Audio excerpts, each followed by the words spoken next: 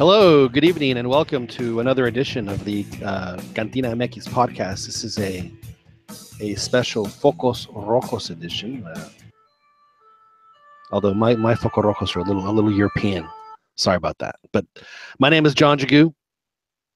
I'm glad to have you guys with us this evening on a special Monday night edition of the CantinaMX podcast.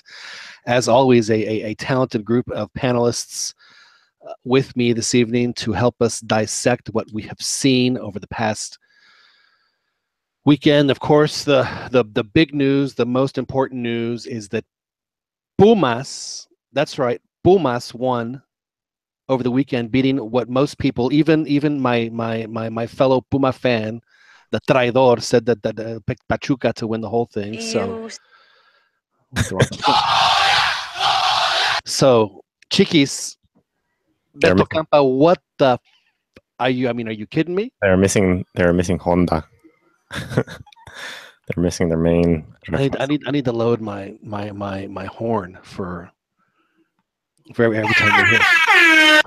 Not that horn. Although that is a good horn. That is a good horn to have. Chiquis, how are you this evening? Hey man, doing good. Glad to be here. Yeah. Chiquis, were you surprised with what we saw last night in the Rose Bowl in Pasadena? I was sort of surprised because I thought they would pull it out, but when I didn't even watch the game, but when I heard of it, it was sort of painful a little bit, but I was like, Chiquis, you might want to keep that to yourself. I mean, we're trying to pride ourselves as a show that that gives people information, and you can't be saying, "Well, I didn't watch the game." I'll give some feelings. You can fake feels. This is a theater of the mind.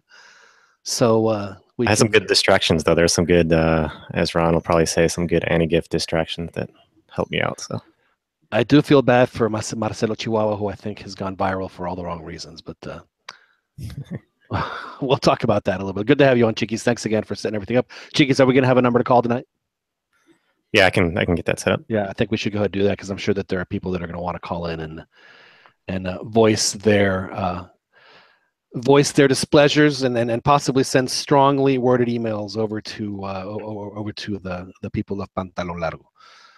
With us, who was actually in the stadium at the venerable Rose Bowl in Pasadena, California. There on the Arroyo Seco, next to a kind of nice golf course and just an absolutely fantastic neighborhood of the Rose Bowl. And Daniel Preciado was there. Daniel, did you were you one of the ones that was chiflando Osorio when he was walking out, or were you a professional and just flipped them off? I was a pro. Yeah. Yeah. No, I know you didn't. I know you did not. You didn't flip them off. So just I did see him. I did run in see him briefly as I was going to the potty. Yeah. Yeah. I have actually run into many people in the back. Well, that sounds weird, but I've whenever run into have like my moments of running into famous people, it's always in the urine. It's always in the urinal. It cracks me up. It's like you can't really say anything. You don't want to shake the guy's hand because you never lean over and say nice watch. No, that's how I met Maradona, by the way. Is it really? Yeah, I met really not the same way. It was at the Brazil-Australia match in Germany, heading to the bathroom. Yeah. Yeah. Who do you think has had more of an influence in the world, Willie Nelson or Diego Maradona? It's a tough one. Maradona, dude. Maradona is known the world over, dude. Although I'm a big fan of though. ¡Cállese, carajo! Really? I mean, come on. Maradona, I know. You're probably right. Ron De Luna joins us from Philadelphia. Ron, how are you? You were a little upset last night. I hope the walls were safe. Hope you're not having to go buy that a new piece of drywall this morning, are you? No. I expected with this team, by the way. It was. I mean, honestly, I kind of had the feeling that they had at least the team to make it to the finals. Now I know you're a vegetarian, so I know you and you don't drink. So did you binge eat avocado toast after that? Did you? Is that how you protested? I actually ate meat this week, but believe it or not. Well, Ron, what you do in your personal life is your personal. No, I always thought you were a vegetarian. That's why. I bring I that try up. to stick mostly to a plant-based diet there, John. You are correct about that. But no, actually, we had some beefsteak and nopal tacos last week. Oof. That sounds delicious. Yeah, that sounds very good. but But you were upset. You've calmed down, and now you will politely and succinctly and eloquently tell us why Mexico should fire Juan Carlos Osorio by the end of the week. I think that it's a matter. Look, I get what all the pundits that are in favor of him staying. That's I get it's like it's not just the coach's fault. Players have fault in it too. The executives also have their their blame as well. And basically one of the biggest I guess especially the people that were defending Osorio as well. This is part of the reason the whole 10-8 rule. First of all, the 10-8 rule is a year old. Is a year old. I'm and I still am against the 10-8 rule. Okay, I still am, but you can't right now. It's too early to tell the effects whether they're good or bad, because the argument for people that's saying, well, the 10-8 rule, if we do have it, it's about quality, not quantity, and I understand that. But people that are defending Osorio, it's like, well, we lost because we don't have a team because there's so many foreigners, in the Mexican team and stuff like that. First of all, 1 year you can't tell either in favor or against that. Is it really did they really did Osorio not have the depth to get a team and stuff like that? That's not a valid excuse. The other one that I keep hearing was that, and this is, and I think Dan could probably go further because he was at the presser, but and I've heard Osorio say that many times. It's like Mexican fans think that they have that their team is elite, and then I think the bias, the auxiliary coach said something to that effect. Like, what am I gonna do? I got a bunch of schlubs. They suck. And it's like that Mexico's not an elite team, no es potencia, and stuff like that. And all I have to say to that is this: growing up in the late 80s and early 90s, I was accustomed from 93 to 2001. I was accustomed to Mexico making the semifinals, at least the semifinals of Copa America 4 out of 5 times, reaching the final twice. And in that time frame, they also won the Gold Cup 4 times, and they won a Confederations Cup. So for me, Mexico, you are obligated to get to at least the semifinals of Copa America. And keep in mind, when Mexico was doing this, they were going up against the Argentinos of Batistuta, the Brazil of Romario and Ronaldo and Rivaldo and stuff like that. So and granted, I'm not expecting them to win the World Cup, but I do expect them to make it at least to the finals of the Gold Cup, whether it's A, B, or C team. That's a given. And they better be making it to at least the semifinals of Copa America. And for Osorio and stuff to say, well, Mexico is not a potencia, they're not an elite team. Bullshit.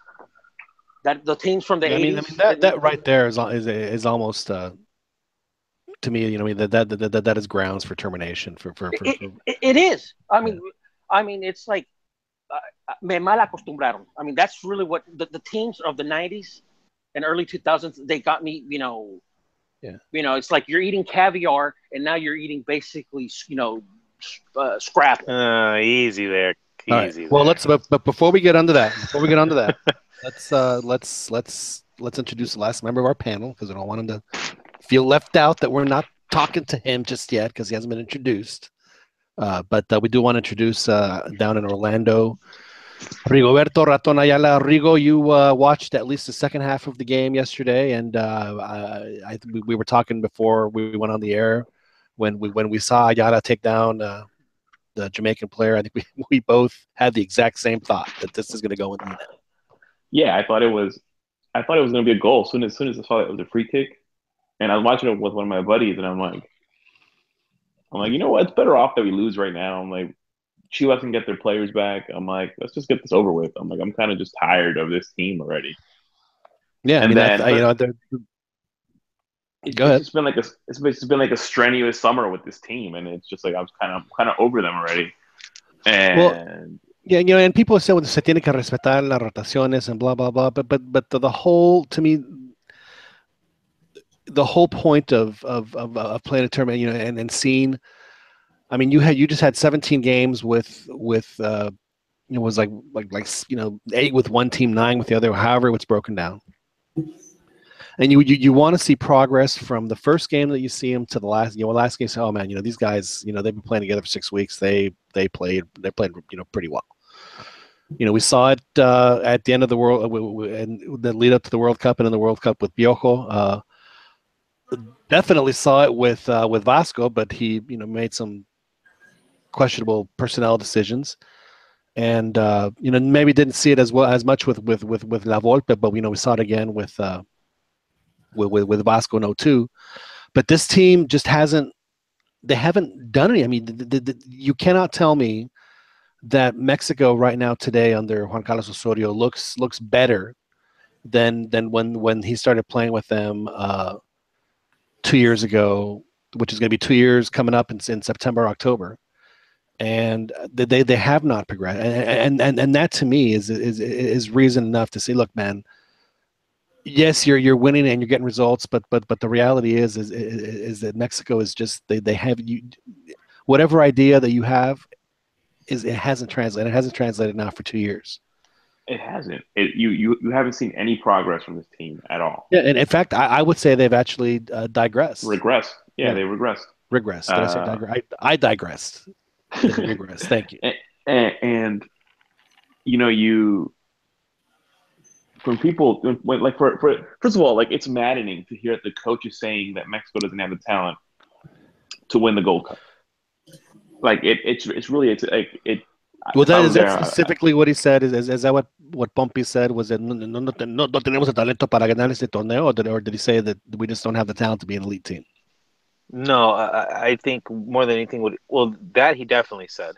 What, that they don't have the talent to win the Gold Cup? No, that they're not. Que no son no es potencia. So who the hell do you think we are, man? What I didn't like though, and what he inferred though, is that he somehow, I don't know, maybe I misunderstood, but it sounded like he was reestablishing the bar of what folks can expect and what Mexico is. Like, I don't think anybody here really thinks of them as a world power, but respectable, always respectable, and clearly better than their competition from their area. As Juan said, we've lost. He made it sound like you the guys are objective is to expecting get us to to the World compete Cup. against Chile and Germany. Forget it. It ain't gonna happen. We're gonna get our asses kicked. Well, he was saying he's like, well, the objective is to get to the World Cup. I'm like, that can't be the objective. That can't be why they hired you. Like, just because they had one really horrific qualifying campaign last time around, that can't be the new bar. Yeah, that can't be it. I thought that was the bar, though. I thought that was the bar. I'm still, like I said, I'm still convinced, and I don't think I'm being, I don't think I'm being too ambitious to want to say that Mexico has an obligation to at least always be in the final of the Gold Cup and at least make it the semifinals of the. I think the Copa America. I'm with you, Ron. I'm with Ron. Not with the Copa America. You're not being really realistic, because in most occasions though, Mexico's not going to be able to send their best players to that tournament. That's just but I think Mexico is at least top 3, top 4 on this side of the world.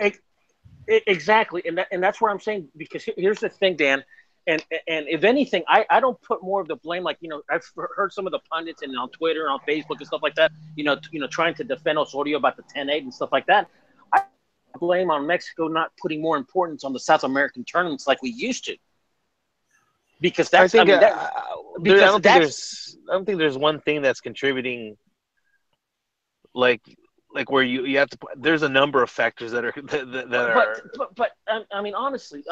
I'm not, like I said, again, you go from 93 to 2001, we were constantly playing better teams and making it to the latter rounds against better, world power teams. I mean, these were elite teams of Argentina with the Batistutas and the Romarios and the Rivelos and stuff like that. But there wasn't so many tournaments every year that they had to send B team. Yeah, no. They did. Right? They did. I mean, they did. I mean, they had the Copa Fayed, they had the Copa Kirin, and I think which was in Korea or Japan. They had the Kirin Cup. Yeah, they and had then the precursor to the Confed Cup. They would Copa Fayed. So and they played the Copa Nike. They played a bunch of them, dude. That's when they probably sent their scrubs. But when it came to Copa America and Gold Cup, they sent their A team. Yeah. I agree with the Gold Cup, though. I do think Mexico absolutely has an obligation to reach the final, no matter what squad they send. Exactly. Especially the way the organizers put it, like serve it to them on a platter. Even more so, they have the obligation to get there. I mean, I think everybody here, weren't surprised that they lost. I think they were just surprised that they lost this soon. I think we were expecting them to lose on Sunday or on Wednesday. I mean. No disrespect to Jamaica, no disrespect to El Salvador, Honduras, Costa Rica, which is also a very formidable team, no disrespect. But when you consider the talent, the player pool, the depth, the league, the infrastructure, you have to be at the final of every Gold Cup. Well, I believe that the Jamaican coach referred to it as David versus Goliath. So I mean, he did. I mean, and here's the thing, he won. What's his name? Theodore Whitmore, right? The coach for Jamaica. Yes. A coach decides to basically bunker and play the counter attack, and concede possession, because one of the things that I kept reading is like, one of the positives of yesterday's match was that Osorio or the team, held possession and dominated the game. When the team concedes possession, that's not really a route. That's not really a point of, it's like, well, at least we held possession. At least we create a lot of chances, which really, they didn't really create that many chances. They just couldn't, they couldn't, figure it out. And, sending crosses into, especially with the tall Jamaican, players. I just, I questioned how they set up the attack. There's sometimes especially, unless you're the 94, 95 Ajax team or the Barcelona of like 2006 and 2007, around, those where you could tiki-taka and basically break any bunker. One of the things that you're supposed to do when you're facing, a team that bunkers and that has that, their discipline and that order is, and I think this is where Chepo messed up, in retrospect. I think this is what he messed up, is that he's still pressing, too high, as opposed to, receding, retreating a little and letting the opposition team come out a little bit more. Right. And play the numbers to your favor. I mean, it's like, it's fucking exactly. And I think in retrospect, what's the name? Chepo, I think that was his greatest sin. And I think, every coach is going to die, by the sword and stuff like that. They're going to stick to their style. And I granted, Manolo did it, Hugo did it, Chepo obviously did it. And I think Osorio, it's not, I don't think that he's willing to learn. For someone as studious and intellectual as they claim that he is, I don't see him making the proper adjustments, tactically. Not even willing to learn, but willing to criticize yourself on what you're doing incorrectly. No, yeah, because and when you make Bilio mentioned that in the presser about everybody, including the coaching staff, being self-aware and critical, self-critical. How many times are we gonna? I wanted to say something. I kind of just like couldn't get the words out like how I wanted to frame it, but like I did want to add to that. It's like, well, can you give me an example of what you think of where you think you've made a mistake? Because usually they have been.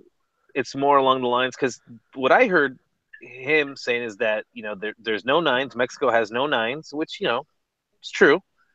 Like the two that are playing elsewhere. So, well, they also had two that were hurt. He didn't seem to mention that. You know what? That was one of the criticisms that they had of Barcelona. That to me is also part of the coaching staffs. I mean, But like you know what? because If, he went if back you and don't have a mentioned the nine, then don't play Confederations with got. one. Didn't Spain? I mean, I know it's a different kind of team. The point that I was trying to make is that They play with a false nine. I can't remember the Italian coach, but he criticized. He was like very critical of tiki taka of Spain's, in Barcelona. It's like I was like, how can they play without a nine? How can they play without a nine? They did that in the first game against El Salvador, which was their best game.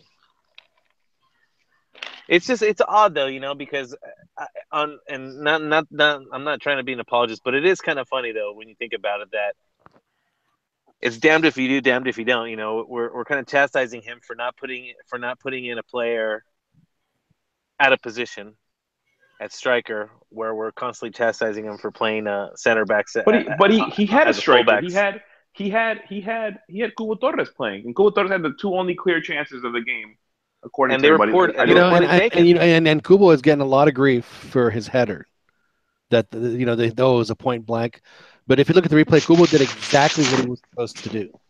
He caught the goalie leaning the other way, and he headed it away from the goalie, and the goalie has like the longest arms I've ever seen because the goalie was able to make the save falling back the other way. So Kubo did the right thing. That was a great save by the goalie. I know that people always want to trash players when they miss point blank like that, but I mean it wasn't like that. Like if the goal was empty and he misses, then get mad at the guy. But the goalie made a great play on that. I think Kubo unfairly criticized for that play. I think there's plenty of other players that can take part of that blame. And accept some of that hate.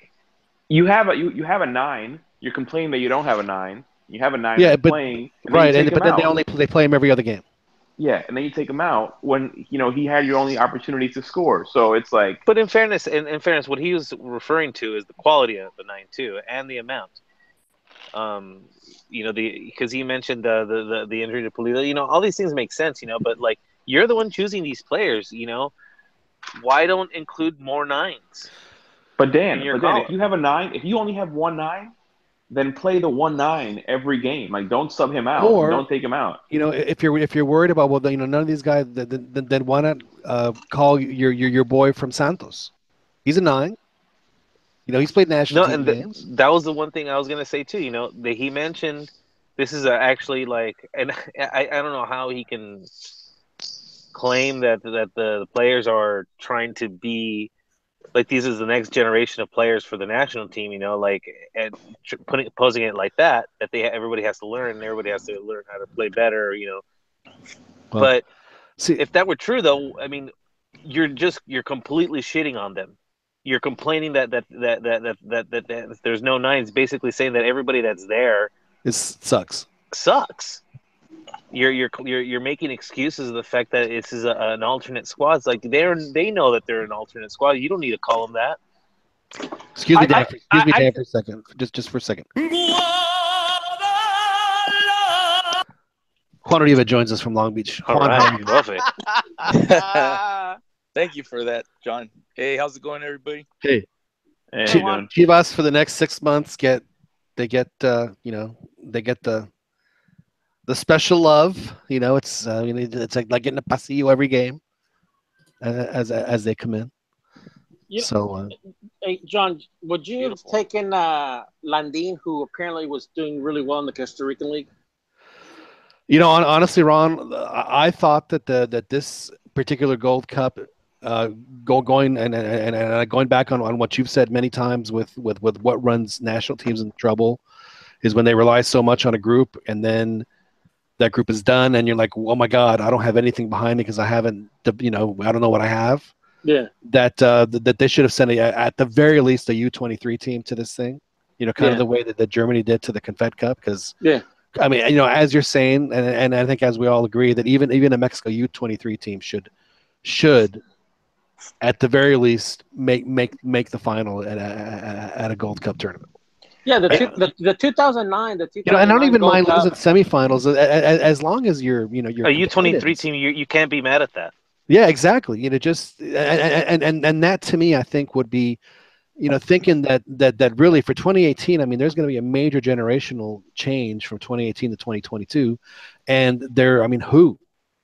Who? And there right are a now? ton There's of just not that many players. I think, and there's a good Oh, you 11 know what? players You- in Liga MX right now that you can throw out that you can start an 11 with. Absolutely, yeah. A U23, yeah, and I think That would be be great. pretty good quality, and in every piece of the midfield, you would find a pretty good player. You have, Cesar Montes would have started every game. Well, Cesar Montes, you have Alvarez, you have right, Alvarez would have Inez. started every game, and Alvarez, in my opinion, has put himself on the Russian He's the radar one for sure.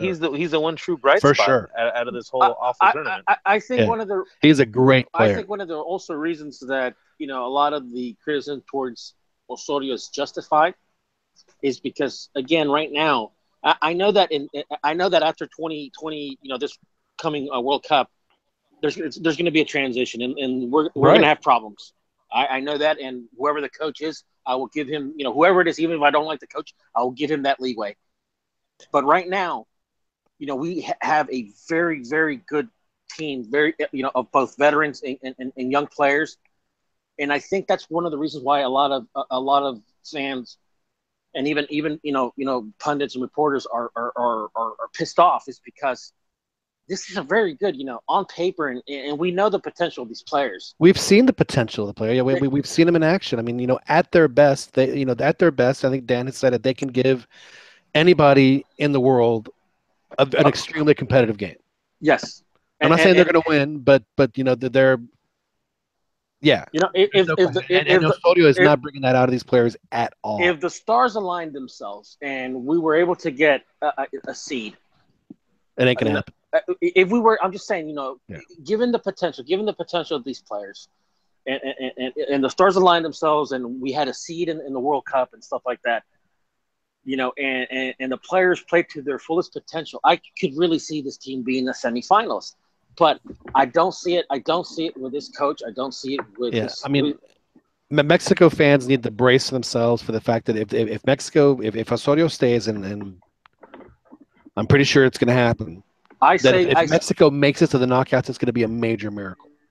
I don't think they're going to get to the knockout. I think that our streak of making it past the group stages is coming to an end in Russia. That's what I said. If they make the knockouts, it'll be a major miracle if they make the knockouts. Wow, you guys are ringing the fire alarm bells. Don't you think you're jumping the gun a little? It's Focos Rojos edition. John, Juan, it's three tournaments. Nothing really to brag home about, dude. The sirens are on. That's right. Although I have the haughty European siren, though. I like it better than the one here. Let me ask you guys. Is it? Do you feel like Osorio's not helping these guys reach the next level, or Osorio's exposing their actual level, or I think he's. Would you rather, hold on. It's a. There's like three options. So my last option is, or would you rather have a World Cup like it's like Kill Mary. You know the phrase, jugamos como nunca, perdimos como siempre. Like, which one to you guys is the preferred scenario? Are you saying that's I thought the most famous phrase in Spanish was "nomás la puntita." Not well, anyway. That is a very interesting question, Juan, and thanks again for joining us. See, now you're making us all think. So while we're thinking of our answer, Juan, I'll ask. I have an answer, John. Wait, holy smokes! Better late than never. But he has. Let's see.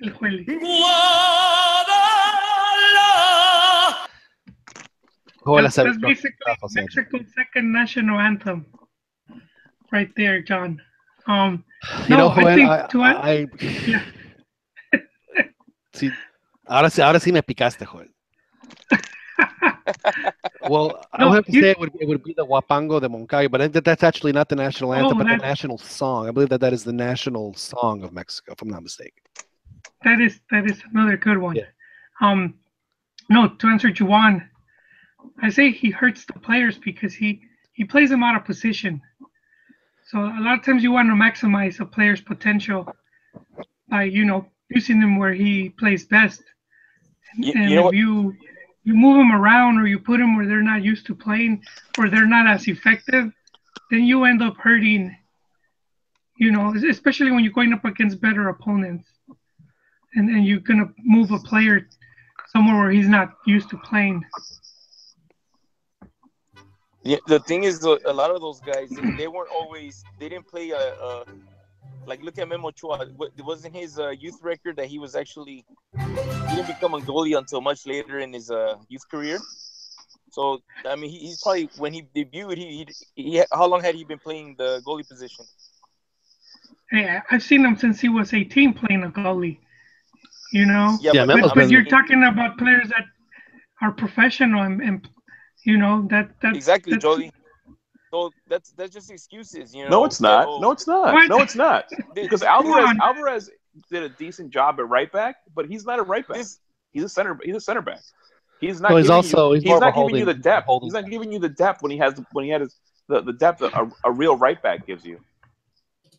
Actually, I thought he did. and- I thought he did more than decently as Right. a right No, back. he did. He did. See, He played very well. That's But if you- here's the analytical in me thinks is thinking when I see him play there is a sort of saying, you know what, I want him on my team, but the only way he's going to ever have a realistic chance of starting is if he's a damn good right back. So maybe that's why I played him at right back this entire tournament. I almost feel like Osorio is putting guys in positions so that if they have to in a pinch in a game that really matters, that he's going to be. Why did Orbelin play as an extremo the whole tournament? Well, maybe in a crucial game at the World, maybe he's going to have to do that, and then now he has experience. I would love to give him the huge benefit of the doubt for thinking like that. But he's not I don't think maximizing his that's really player's happening. potential. If you look at And- Mexico's and- player pool, right now, legit international quality right backs.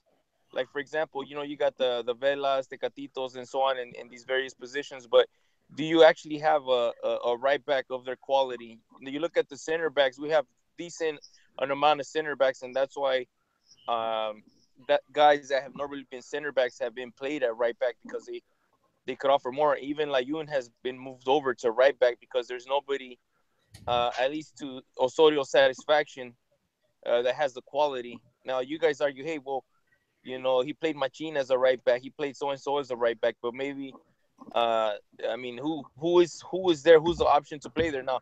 You tell me, Chapo Sanchez, dude, and okay. All right, he's a very limited right back, and he's a limited right back. He's good enough. He's good enough for Liga MX, but does he really have the quality to play at the international level? First of all, he plays for the biggest team in Liga MX. Does he have it? So you know that la camisa no le queda grande. Are you talking about Edson? Are you asking? Are you talking asking about us? Chapo Sanchez? Chapo No, Sanchez. because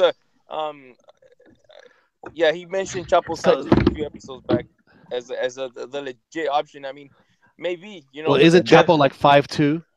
I mean, but so is Carvajal from Real Madrid. Hey, I know that, but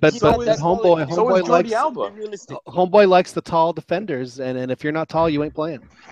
Again, why do you need a center back at right back against a team that's gonna sit back? You want to know why? Because I bet you like the only goal that Carlos Osorio ever saw of a right back in Mexico just getting totally used and abused was when Loco Abreu scored on poor little Fausto Pinto in the Copa America. Y'all remember that? He was like, dude's like 6'8", going up against Fausto, who is a little less taller than that. No, I'm not. 4'8". Osorio has decided that Mexico loses too many games on set pieces.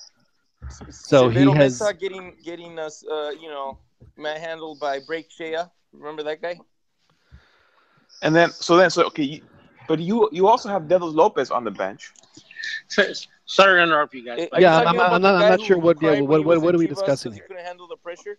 That the pressure was too much to be right, but he's a natural right back. Understand what a right back is supposed to do in a 4-3-3, which is provide depth and make overlapping runs behind the wingers.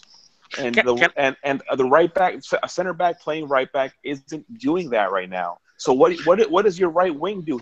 He ends up playing against two defenders the whole game because there's nobody providing relief to him. You know, when I saw Mexico play in Chicago, and the few games that I've seen them play, what I saw the right backs doing is actually it was interesting because your right center mid, he would push out, then your right winger.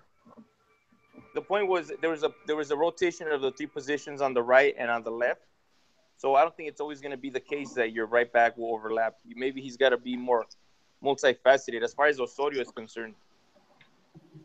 When I see Osorio's teams playing, I see these center backs or right backs. You see them push up till about like midfield, and then they pass the ball to the right mid and the right winger, and then those guys are left playing against teams that are bunkered back and they're playing against double teams the whole time. So yes, Carlos Vela is, like disappears in the game because when he receives the ball, he has two guys on him. And if you had this is a fascinating Chivas. I should Shut up, Ronnie. No, I'm not laughing at a tweet that David Falcoson said. He said, "No se justifican las ofensas y mentadas de madre para Juan Carlos Osorio. Seguimos teniendo en términos generales una afición maleducada." And then the reply was, "Lo que sí se justifica es el putazo que te puso mi cuau por pinche marrano mamón." and then like everybody's just tweeting, it's like, responding stuff. Pero sí se justifica el pinche sabe que te metió el cuau. They're trolling Faitelson. I love it. Sorry, guys. Continue. I love it also. I just think had you played players in their positions, it would have maximized the team's potential. Yeah. Hey, now don't go spouting off a bunch of crazy on the show. We don't have to put on the tinfoil. Why on earth would you want players playing at their natural positions? It's like when Klinsmann tried to play Bradley as a cam, as a center attacking midfielder, and he was lost. And then you drop him back to the defensive midfielder role, and that's where he's natural at. Right. Well, do you guys think hang on one second. I don't want to interrupt you, but I do have some business that we need. It's okay. No, it's okay. Don't we're all family here. Don't worry about it. No, I do want to mention that we do have our phone number. I had mentioned it before, but it is 724-707-3826, and the PIN is 13118. And I believe that Chiquis has also posted that on the chat. So if y'all want to call, anyone want to call in and join us, you are more than welcome to do so. So also shout out to the guys on the chat, MJP and Wolf in Sheep's Clothing. Yes, all of our loyal listeners. I'm sorry, Rodrigo. Go ahead, as you were saying. Hey, John, I was just trying to mention about that number. How come the last time I called, some girl answered asking about my sausage? It's about. You still want to show me your cucumber? I can't say I do. Now I have that one. I might have to upgrade. I have. I thought I had a new one here. I have to. Do I have a third page? I don't have a third page yet. Yeah, but I do have a new one. I have to find where I put it, but we'll get to that here in a second. Okay. So I'm not sure what happened there. You have to talk to Chiquis because Chiquis is the one that takes care of that. You ever seen a grown man naked? So we'll have to ask Chiquis about that. He's our as you know, the CantinaMX technical director. All right, gentlemen. So this happened. Joel, I do want to ask you because you seem to be the one who's has you enjoy the off the field more than the on the field. So our wheels starting to turn? Has the Bardal been bought? Are they starting to lubricate some parts here? Yeah, it seems it's been the case for a while. And I mentioned it when Santiago Bathrooms left, when he went to America. Jimmy Bat Salts. they're starting to leave JCO, you know.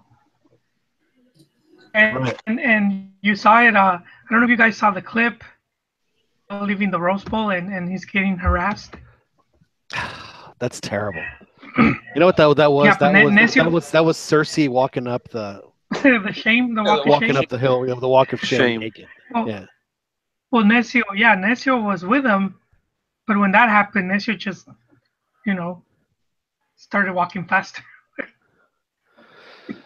I keep hearing some vicious rumors that if it's not just going to be Osorio that's going to go, they're going to the whole thing. Cantu as well. Cantu Cantu, and De Maria, Decio too. All three of them. I mean, Yeah, they and should. Dennis, Cantu's talking about 2 more cycles with JCL. yeah, Dennis to close is the guy that's being mentioned to take over, and he currently works with the youth. He's in charge of the youth national teams. No, he would be. So He they're would talking be about promoting him. Yeah, He would be. He would well, be this is the terrific. interesting thing. That's how you want to have. Well, here's the interesting link. He worked at Tigres.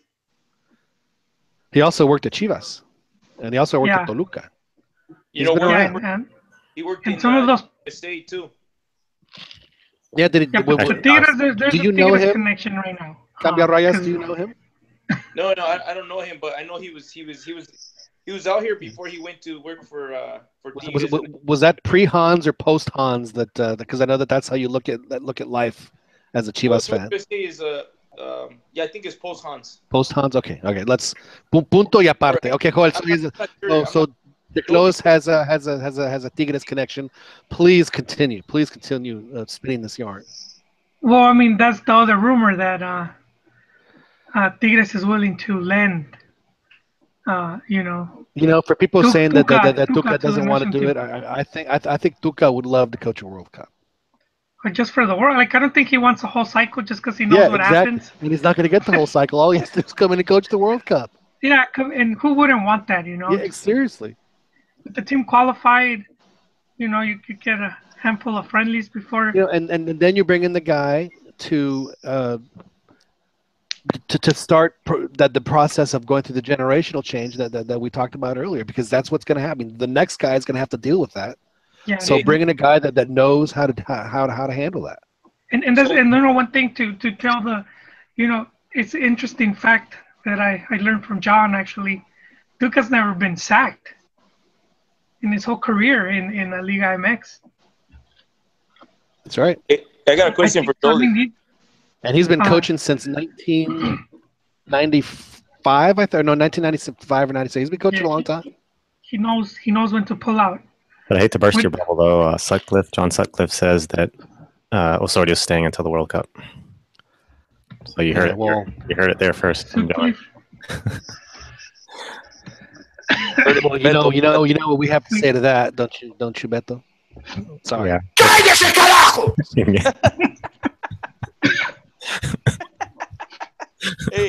Hey, Jolie, I got a I guess for the rest of the panel too. It's is related to that the problems coming next cycle that you guys foresee. Does that mean what? Well, you guys are seeing there's a transition of a generation going on. There will be, yeah. And the sirens are going off already, even louder for the next World Cup cycle. Does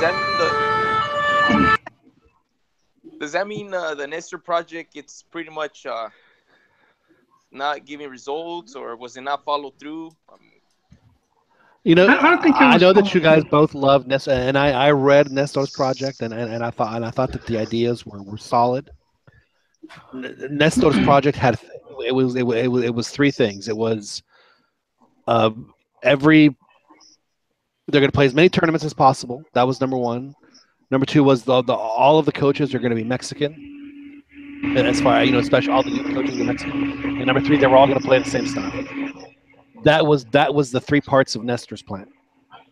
But they've been doing that. They've been playing the tournaments. The coaches are all Mexican. But you know what happened is with Osorio's case, and he should have, especially for what he's doing, he should have been in charge of the under 23. or worked closer with Potro, and none of that happened. No, I mean, And did they even talk to each other? well, Potro tried to be in JCO's team, and I think he was trying to like coach the Gold Cup squad or be more involved, and they sent him packing. That's unfortunate. Yeah, so because of that, So that's trust issues, right? That's the only reason they wouldn't accept him is they think, okay, this guy, they're gonna kick us out and give everything to him. Well, I mean, Osorio brought in his entire coaching staff is Colombian, if I'm not mistaken. I mean, he doesn't have any. I mean, I'm not sure what their background is coaching in Liga MX or Mexican soccer, but I know that he doesn't have any career Liga MX guys at all, which seems problematic. So we're not really sure where Nestor's project is at, right? But that was that was the project. Actually, his project was 2018. It was the like the U14s at the time, and see where they end up at U20, and that particular generation lost in the first round of the U20 World Cup. So that was the result of Nestor's. That was the goal. That was the goal. But one of the Olympics had nothing to do with Nestor's plan. Yes, it did. It was a consequence. Yes, it did, sir. No, it did not. Well, no, it did not. One of the objectives was. I told y'all what Nestor's plan was. That was it. Was to be contenders by 2018. I think that's one of the points he actually one of the objectives he points out when he presented the project publicly. Right. Yeah. Exactly. Like what I said. Like the U20s that were going to be that where that U20 team was supposed to be in Nestor's plan, and that particular U20 World Cup they lost in the first round. No. But the senior team is supposed to be right for the second. Yeah. Those were the players that were supposed to graduate to the senior team. So that's what happened in Nestor's plan is that they. But the Olympic team won the medal. But then the under 17 won the World Cup. I will, however, give 100% of the credit to the Olympics to Chepo for having them play the exact same way that his team. So they had been playing like that for 2 years or whatever it was. So I do give Chepo one, and then having was it Flaco was on his coaching staff. Yeah. So I thought that I always thought that Flaco probably should have coached that Gold Cup instead of Chepo, but that's. Neither here nor there. Why are we talking about Nestor? Come on, guys. No. I'm just to me, the reason I bring it up is because you guys say, "Hey, fucking the national team is in trouble," and so that got me that the hamster started running. My mind. Sorry, hit the wrong button. I don't think it's that bad. It's not that bad. It's not that bad. I think there's plenty of young talent that's coming up. I mean, you got guys like Montes, Alvarez, but you need a guy that sees that and sees the guy and sees the kids playing, and knows how to combine a team that's going to have it's going to be very very young and have a lot of veterans, or it's going to be almost half and whatever the mix is going to be, and that just hasn't happened in Mexico very often for a World Cup. So. I'll tell you one thing. I think a coach like Tuca isn't going to take a lot of young kids to the World Cup. So I mean if you're going to make Tuca will take whoever plays well. Tuca's not going to. Yeah, I'm not worried about the players he's got that reputation, but Barrera, Juarez, they were brilliant under him, man. They were the Mexico national team's best players until that freaking party that I don't know who started it or. He also played Pulido. Was it Salcido with his training thoughts? Rodney wakes up at the right time. Sorry, guys, I'm meeting. No, I mean, you guys know how I feel about Tuca. So I mean, I think it would be just a great way for him to cap off his career, and win or lose, that they're going to give it their all and they're going to play. That's John. Yeah. I guess, and here's are you on the Tuca train? Are you on the Tuca train? No, Dan? no, Okay. I'm not on anybody's train, and that's the only reason where I'm not totally outraged that he's still that Osorio's still more than likely going to coach the World Cup is because I don't see anything vastly better. So that's why I guess that's my question. I don't is, do you necessarily honestly care think about he's the gonna be the level of difference? coach. I just want a coach, for a national team that that has que sea buena onda with the players, right? Players coach, okay. Yeah, absolutely.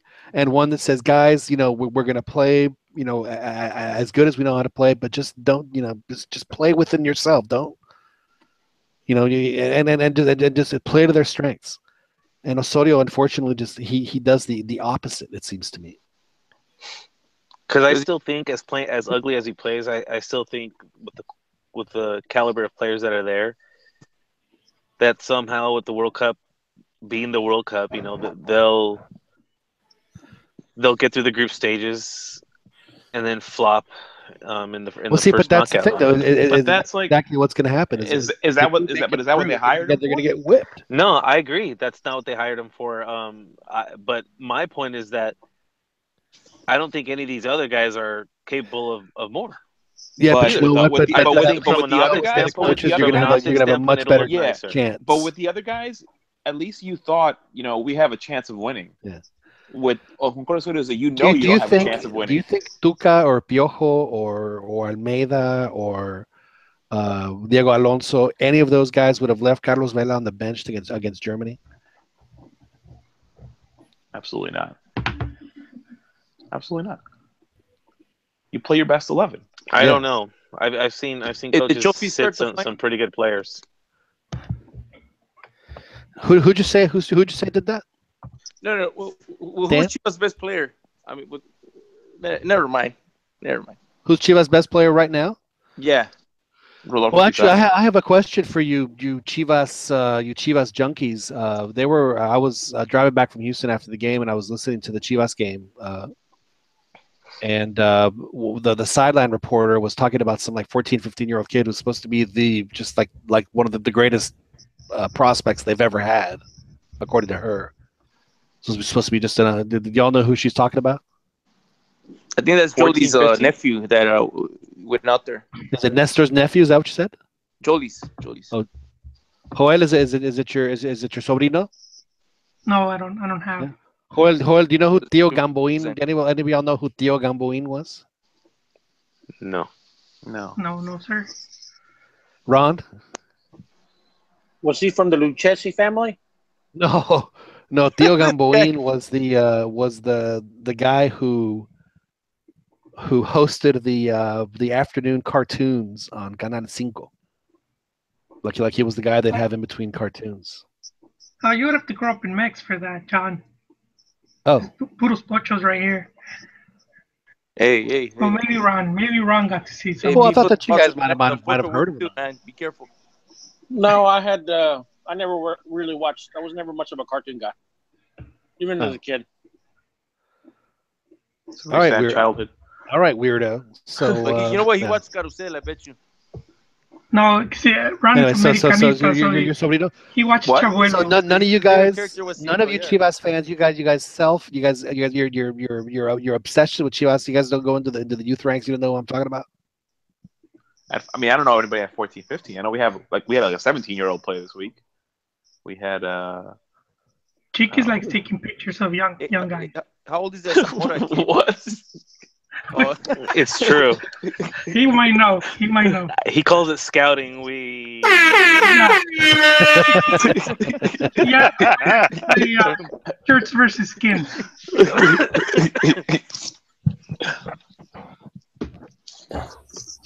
Okay. Who's a 17-year-old kid, man? You left me hanging. No, merda. Okay, so let's pretend then that John Sutcliffe, has the scoop of the century and Osorio. I mean, honestly, chances have to be more than 50% that he's going to stay through the whole thing, right? I mean, that's just the reality. So my question to you, so what happens when Mexico finally crashes out? Do they crash out by a game where they lose by more than 3 goals? In the World Cup? Depends the opponent. Yeah. Top 10 opponent? Probably. Easily 3 goals. Or top 5, I should say. If that happens, if Mexico goes to the World Cup and that happens under Osorio, that's going to be a huge regret, I think, on all the executives, because they brought in this guy to improve, and for him to just do worse than even last World Cup, where Piojo at least went out trying. Do you think the executives care? Well, I don't think they care. I think they do, though, because I I just think that whoever got him there is going to lose a lot. Just because, yeah, like you guys said, they brought him in, and I remember him speaking at first saying, that he sees a lot of potential in this squad, and he was anxious to seek to push him to the next level. But now it sounds like they're speaking as if qualifying to the World Cup is the accomplishment, and everything else is like gravy almost, or just setting the bar extremely low to. That's the thread that's saving his job is qualifying so easily, so far to the World Cup. I mean, kudos to him. That is a bit of an accomplishment. He did better than his predecessor as far as qualifying. But that also goes back to a really weak CONCACAF, and well, that all those things aside, there's no. I mean, we could say that CONCACAF was at its strongest last time around. There's still no reason that Mexico. Dan's right. There isn't. I mean, Mexico should have struggling. Never. So that's why my point. Had 7 points and we're in 4th place right now. In the hex, Osorio would have been gone long ago. He's doing what he's supposed to be doing as far as qualifying, but that's it. There's nothing special. Right. But the way his teams have performed though in tournaments, which is the ultimate objective, it's pretty alarming in that the team has not shown any kind of improvement throughout an tournament. You could argue that the teams actually look worse as they progress. Another alarming thing also is that this generation is slowly getting old after this World Cup. They're going to be even older for the. That's why Tuca is the perfect. That's why Tuca is the perfect guy. That U17 was fool's gold, guys. That's what it was. Which one? So what's the next generation going to be? 2005. The 2005. It wasn't fool's gold. I think so. It's so rare. I think so. I think it was. Hang on a second. It is so rare for players at 17 years old in a group like that to make it as professionals, and that team has. How many of those guys not only were professionals but played in a senior level World Cup? I don't dispute any of that. Yeah, so it was not. I mean that is a major miracle. I say now. Did people think that they were going to be World Cup champions? Yeah, that's exactly what we thought. I mean, here is this generation. You got 2 players. You got Giovanni playing at Barcelona in its peak. You got Carlos Vela playing and getting good minutes at Barcelona and playing well. I never understood why he thought that he wasn't doing well there. I thought he played great when he played.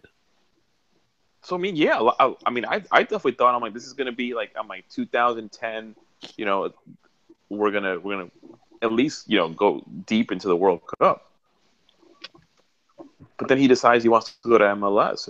And it wasn't only that; it was really respectable. The U20s, they did good on that one. I believe they got 3rd place in that. Or no, they lost in the quarterfinals to Argentina 1-0. To Agüero. Yeah, Agüero's Argentina. Yeah, but they did okay. There was the other U17s. So the gold medal.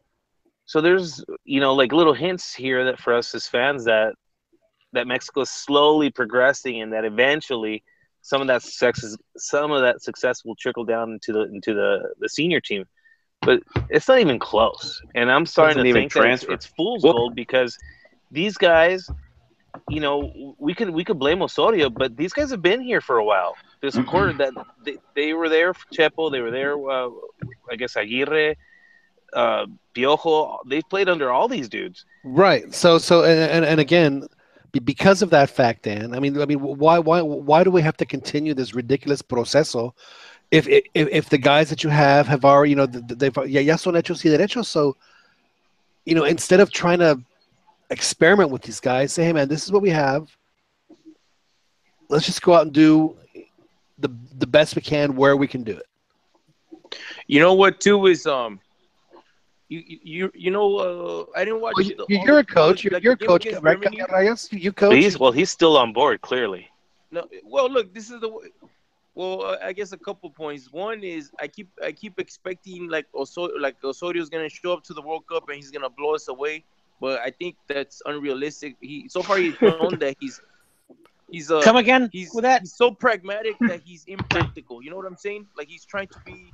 He studies his opponents, all their weaknesses, and then like he's so pragmatic about it. Like he's. Hey, Ron. Studious. Yeah, I just heard blow something. And that's what she said. Go ahead. As you were saying. Well, it's like he works so hard that I think he kind of maybe he misses the what's that called, the forest for the trees or the trees for the forest. He's an overthinker. Yeah, and you know what? Peyton Manning. He's like Peyton Manning. And then but what Peyton Manning, dude? Seriously? He's Peyton Manning's an overthinker. He's always been an overthinker. Dude, he didn't have the team like, and he didn't have a coach like the way Drew Bledsoe and that Joker. He was the coach. Supermodel. Anyways. Don't get me sidetracked. Look, the other thing that I want to mention is that most of your players, Dan's right. It's fool's gold. Look at their careers. Vela, overweight for most of his career. Gio, drunk and overweight for most of his career. JDS and then your star goalie. You're describing the typical Mexican player, though. This is your best players. Your stars. Your go-to players. Your star goalie. He didn't even. Hey, just because he was a don't be hating just because they have a little pancita. Come on. Player, So I mean, look at your players. You don't the pool's not there for you to say, hey, Mexico, they should be semifinalists. They should be unstoppable force. And so so in a way, what Osorio is doing is he's reinventing the wheel. He's asking these guys to do things that are outside their comfort zone. But if they were world-class players, they wouldn't have any trouble doing the things he's asking. That's not true. That's not true. Yes, I totally disagree. Yes, it is, man. That's not true. Juan, Right, you are so apologizing for being so apologetic. No, I'm not. Sergio Ramos is not playing right back. He's played. Come on, man. Are you serious? Look at his career. Sergio Ramos is not playing right back. He's not playing right back right now. You're not familiar with his career. Look at his career where he has played. Okay. All right. I'm sorry. I went too far, but shut up. Ronnie, hey, I'm not apologizing for this guy. You are. Where are the sound of the goats? What this boils down to might do better under like a Tuca, because at least what this boils down to is that the national team is not the national team has started to go to shit when players started going to Europe. That's really what this is about. Plain and simple. So. The Mexican national team has gone to shit when players started to go abroad. It's already basically 8 years now. Actually, going on 12 years. When players started going overseas and stuff like that. Has Mexico really seen an improvement? No, I don't think so. Playing for shitty teams, playing for really crap teams, bottom feeders. And they should be playing in Mexico, and they should be playing in Copa Libertadores. They should be playing in Copa America, because I'm sorry, I went from eating caviar to now you have coaches telling me it was never caviar. Stop calling it that. Dude, when you were playing toe to toe against Batistuta, you were playing toe to toe against Romario, you were playing toe to toe against Rivaldo and Cafu and all those fucking guys. And you're used to Red Robin. These were World and Cup. You're eating McDonald's. No, Ronnie's right, dude. I agree with Ronnie. These were World Cup teams, dude. World Cup teams. So don't tell me that Mexico that the problem is that we're not Mexico. The Mexico's thinking that they got what? Hoyle, you can back me up. The whole the long shank quote that. Yeah. I don't think. I don't think the issue. You're squabbling for the scraps of. You're squabbling for the scraps of Longshank's table that you forgot that you got something better right there. I don't think the issue is that we have too many players in Europe. I think the issue is that the coaches are putting too much value in that these guys are in Europe. How many World Cups has South America won in the last 4 World Cups since 2002, right? Yeah. No, just 3, 6, 10, and 14. and they've been 2006, and they've been 2010, 2014. and they've been manhandled. And what do you think this is? If knowing that the coaches for South American teams cannot work with their teams, what makes you think that we're going to be able to? But Argentina just made the World Cup, made the final of the World Cup. Yeah, but did you really expect them to be World Cup finalists? They kind of got there by. Yes. Now, come on. Come on. They have the greatest player in the world. Why wouldn't they be? Come on. First of all, Argentina. I mean, they kind of got there by surprise. Good for them. Good for them on that. But honestly, Argentina and Brazil, they're not the same. And part of that is because the coaches for South American teams, are having to beg Europe, and that shouldn't be the case. Our teams. But look at Chile. Look at Chile. Chile's best players play in Europe. And have they been semifinalists in the World Cup? They've won. They've won 2 Copa Americas. Have they been? What have they done in the finals and confederations? Players playing in Europe. What have they done in the World Cup? What have they done in the World Cup? Were they in the quarterfinals? No, Chile in their last 3 World Cups have made it to the round of 16 and lost in the round of 16 each and every single time. That's what Chile's done in the World Cup. So yes, Don. So Dan, I'm not exaggerating when I said that. Hey, I got accustomed to caviar, okay, and now you're trying to feed me fucking McDonald's with it's like you can't expect. No, I'm sorry. No, I think it's during the chip era. 93, okay, dude. 95, 97, 99. You need players that play in Europe because they play top You don't level. need it. You don't need them. Yes, you do. Mexico was doing better without it. Mexico was doing better without it. Ron, you still need players that play in Europe. I understand what you're saying. Based on what? We were 1 second. We were a couple seconds away from being eliminated for Brazil, and we had players. And we had players in Europe. But that goes back to what I'm saying is that it's not about the players playing in Europe. It's about the coaches overvaluing them playing in Europe. Okay, so you have guys playing in Europe, but it doesn't mean they're the best players in their position at the moment. You have to play who's. Then you're disagreeing with what Piojo said when he saw these players. He said, you know what, there's, I had the same mentality until I actually saw these guys in training. And I said, and that's when he realized he had to go with them because they were better, but the team overall is not better. I don't think anybody doubts that, and I do agree with Ron that Europe isn't for everybody. But let's say but there are some stuff that I think that you do go over for. What Europe does, this is what it does. It just all it does is it enhances the image of the Mexican player, but it doesn't do shit for the team. That's all it does, and good for them. They want to make more money, whatever. That's fine. There's a reason why Nino Torres wanted to leave Atletico de Madrid and go to Liverpool because his agent said, "Hey, you're not if you're not playing in the Champions League, you're a nobody." So he went off to Liverpool, and then next thing you know, Atletico Madrid becomes a big team again, and then he wants to go back home. He did all right in Liverpool. No. What I'm saying is that the players doesn't Hugo and Rafa both claim that playing there made them better players? And you know they what? did. It did make them better players. Better players. But really, what has been one of the criticisms of Rafa Marquez and Hugo Sanchez with the national team? Okay, I'm just saying. You're saying you're going to blame a guy for wanting to get better. There's no better national team player in the history of the national team than Cuauhtémoc Blanco. And guess what? He played in Mexico. And how many beers did he take? I don't think he's better than Rafa Marquez. You look at his statistics. You look at the statistics of when he scored his goals, how he scored his goals. They were either to basically give Mexico in fact, I did a statistic on this. It's been a while back. I don't have the stats in front of me, but over 80% of the goals that he scored were either to give Mexico the lead or to tie, because he knew how to play in those type of games. Whether they're, I haven't checked Chicharitos. I don't know if they're all his goals or the percentage of his goals if they came in to tie the game or stuff like that. You know how what's his name? Sagi, a bunch of his goals were against Minos, and he ran up to score 7 goals or 5 goals in one game. Against I think Sin Martinique or whatever. But anyways, I just think that Mexico was better when the players were in Mexico. They played better as a team.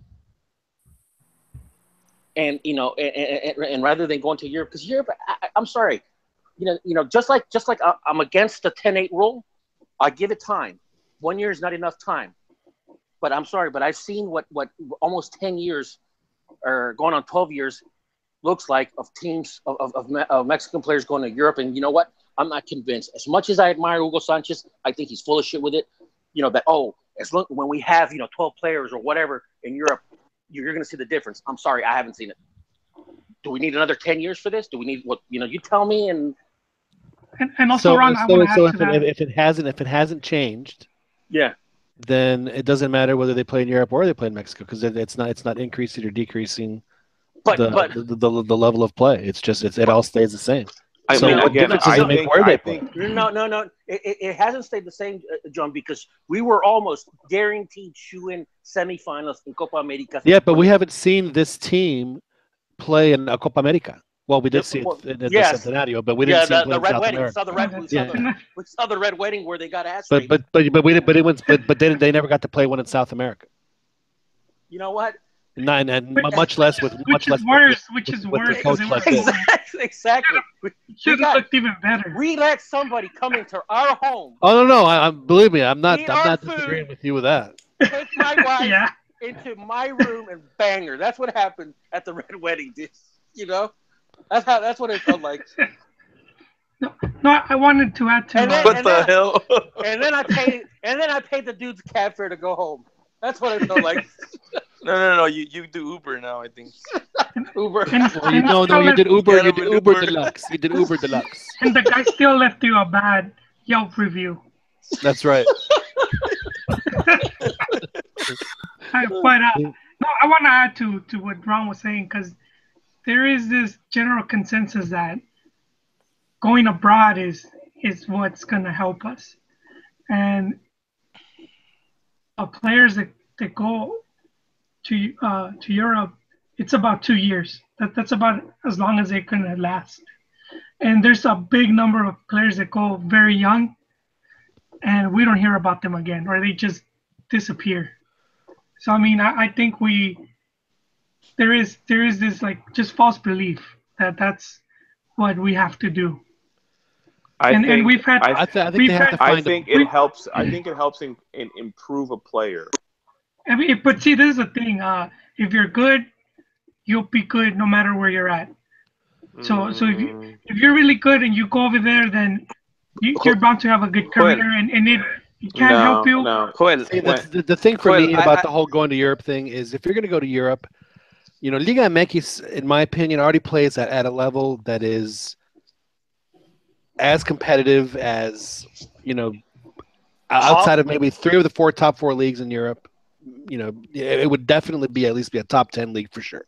So if you're not going to one where you're going to kick ass and play in this, like I'm looking at this Machin kid, and he, in my opinion, if that bridge ever came for him to cross, if he's going to cross it, he needs to go to a team like an AC Milan or a Juve and know that he's going to play. Because otherwise, if he's just going to go over and play at FC whatever, in some league, what's the point? Because you're going to get just as good, if not better, competition in Liga MX. So it's just the training. I guess I want to make just one point as far as just to Joel and Ronnie's point about. Yeah. I kind of follow and as far as Ronnie's point, we're not going to go back to that. They're not going to unring the bell. It's just become much more global. I want my caviar back, though. And the best players, are going to go to Europe. That's just the way it is going to be. Now, my hope, and when I say that they need to go, I don't necessarily say they need to go to Europe, but if there's a ton of players in Europe, actually playing on real team, on competitive teams, then that to me is indicative of the talent that's being produced, and that would be a good thing. Then you wouldn't have to depend on a guy just because he's in Europe. You're going to be able to depend on the guy who's best. I think the other issue with that is the way that Liga MX overvalues the players, where these guys aren't going to top teams because the top teams don't value them at the same price tag that the Liga MX team Right.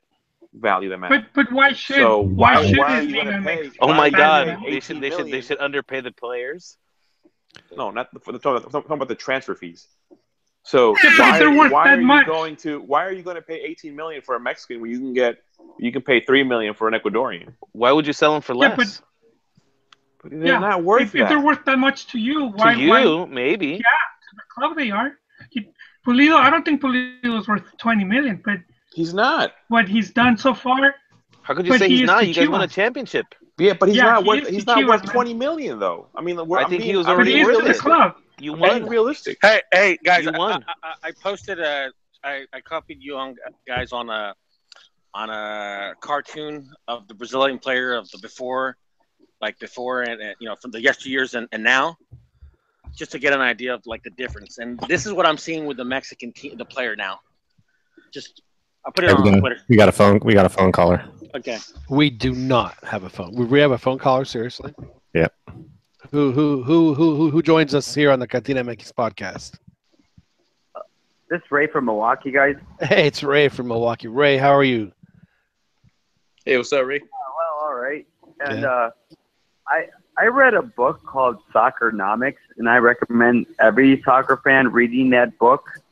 And in my opinion, the problem with Liga MX is not the foreigners or the foreign coaches.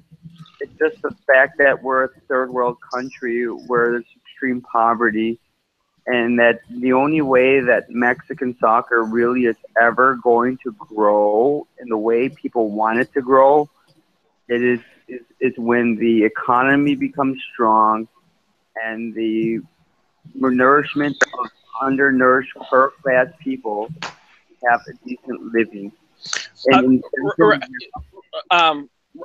Sorry to interrupt you on that, but I understand exactly. I read the books actually a while ago, but the thing is that if Brazil, Brazil has 5 World Cups, Argentina has 2, yes, Uruguay has 2. In the book, they make Brazil the outliner, and Brazil has 300 million people. Okay, they don't have 150 million people like Mexico. But the thing about it is, it's concentrated. It was concentrated to basically a couple, 4 or 5 states of Brazil. The states. Right. I get what you're saying, and I understand what you're saying. But in my personal opinion, you also have to look at the concept of what other sports are highly popular in Mexico as well. If you look at American football, is becoming more and more popular. And in the last 100 years, in the last century, baseball and boxing were the 2 most popular sports in the northern part of Mexico, which was the richer part of Mexico, which therefore makes it the more elitist sports in Mexico, which the better athletes tended to gear towards. The reason why Brazil, Uruguay, and Argentina are World Cup champions is because the structure of Mexico. The reason Mexico is not at that stage yet, because for the longest time Mexico didn't have anybody to compete with, whereas Brazil, basically the southern cone, Uruguay, Brazil, Chile, and Uruguay, they were basically going at each other. So I mean, it wasn't so much. It wasn't so much the GDP per cap. European influence came in greater numbers to those southern parts to South America instead of going to Mexico. So Mexican soccer, it is where it is. People complain about the owners, and look, I agree. The owners are a bunch of morons, and they would, if they could get out of running international football, it would be better. But the fact still remains is that this country, we're the best we've been in developing players because of foreign talent, not spite of foreign talent. And this is coming from a Chivas fan who only roots for Mexican players to do well. Well, but the thing is here though, it's not the foreigners. No one said anything about the foreigners. We need, Mexican league needs foreigners, but it's just. Well, I will say something about it though. It's quality over quantity. That's the issue. Well, Now, there's too many right now, Ron. If you think no, about it. that is true. And That what is was that? There's the other underlying part where a lot of them are being brought in to launder money because there's a lot of the corruption still tied in. And so that's a big way they do it, which they'll bring in up to 4 or 5 players, and just one of them is good. The other ones are just there for transactions. But one of the things about, like, for example, Argentina. You have to realize half the population in southern Mexico is never going to develop into an international town. From Chiapas to Oaxaca, it's the economic thing. It's the economic structure. It is the height and physical nature of the Mexican. That's half of Mexico.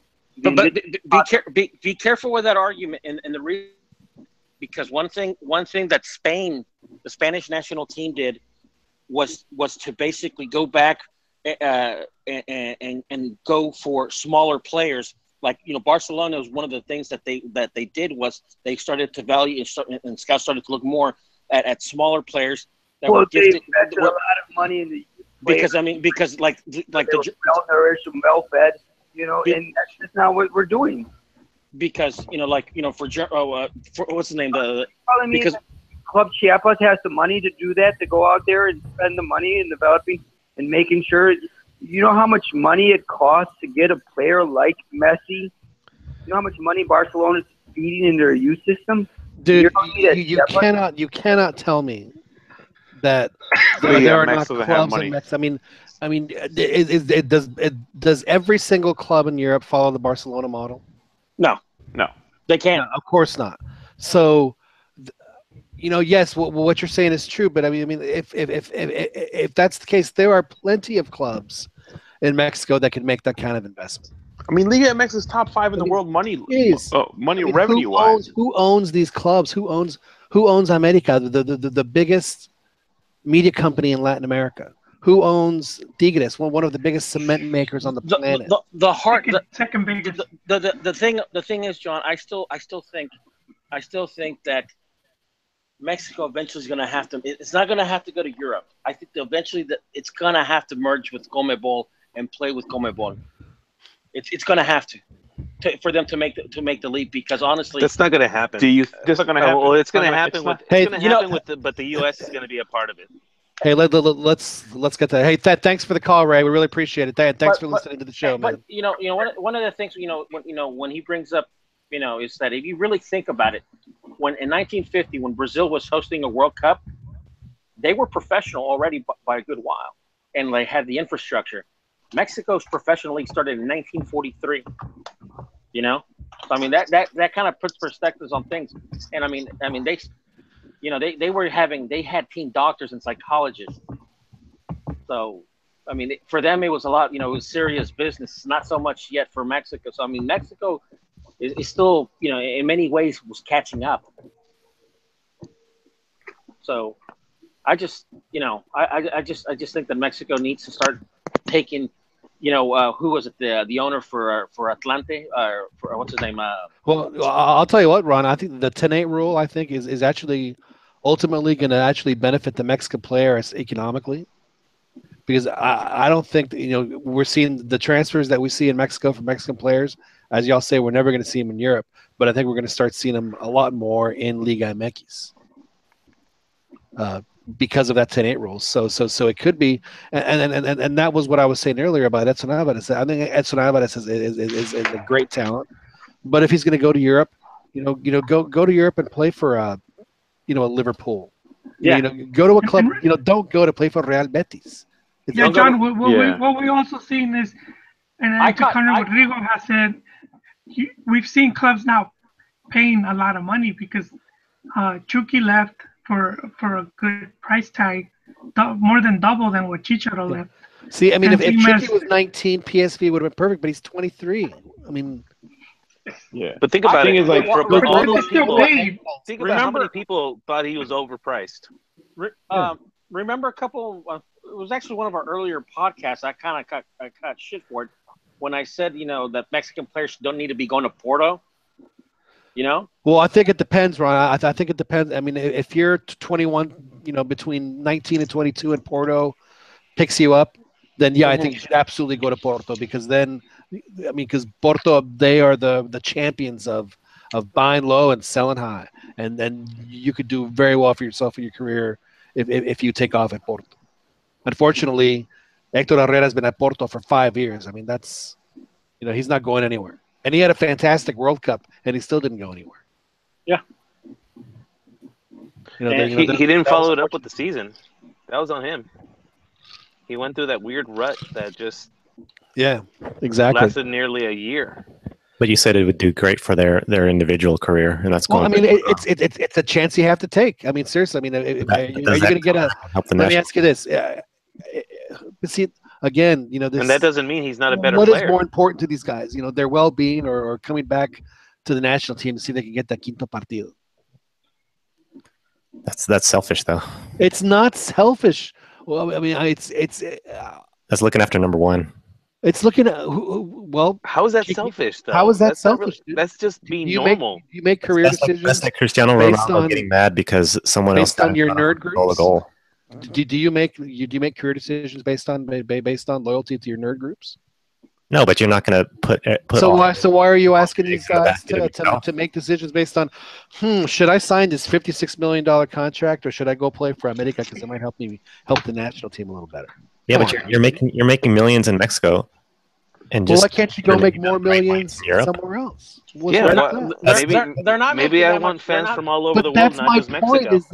But that's my point. Is that there are going to be some. I'm not saying every player, but there are going to be some players that are going to have those opportunities. It's not going to happen, every year. But I mean, but there's there's going to be like once every 4 or 5 years. There's going to be a player that's going to get an opportunity like that. And I mean, what the hell is wrong with that? But again, I agree. I mean, if you're going to go to don't go play for Real Asturias and just go.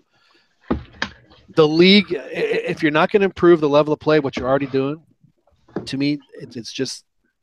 No. I just think you got to measure your selfishness in some aspects, because you don't want to go to the level of like a Cristiano Ronaldo who gets mad if someone cuts in front of him and steals his goal, because he's done that to his own players.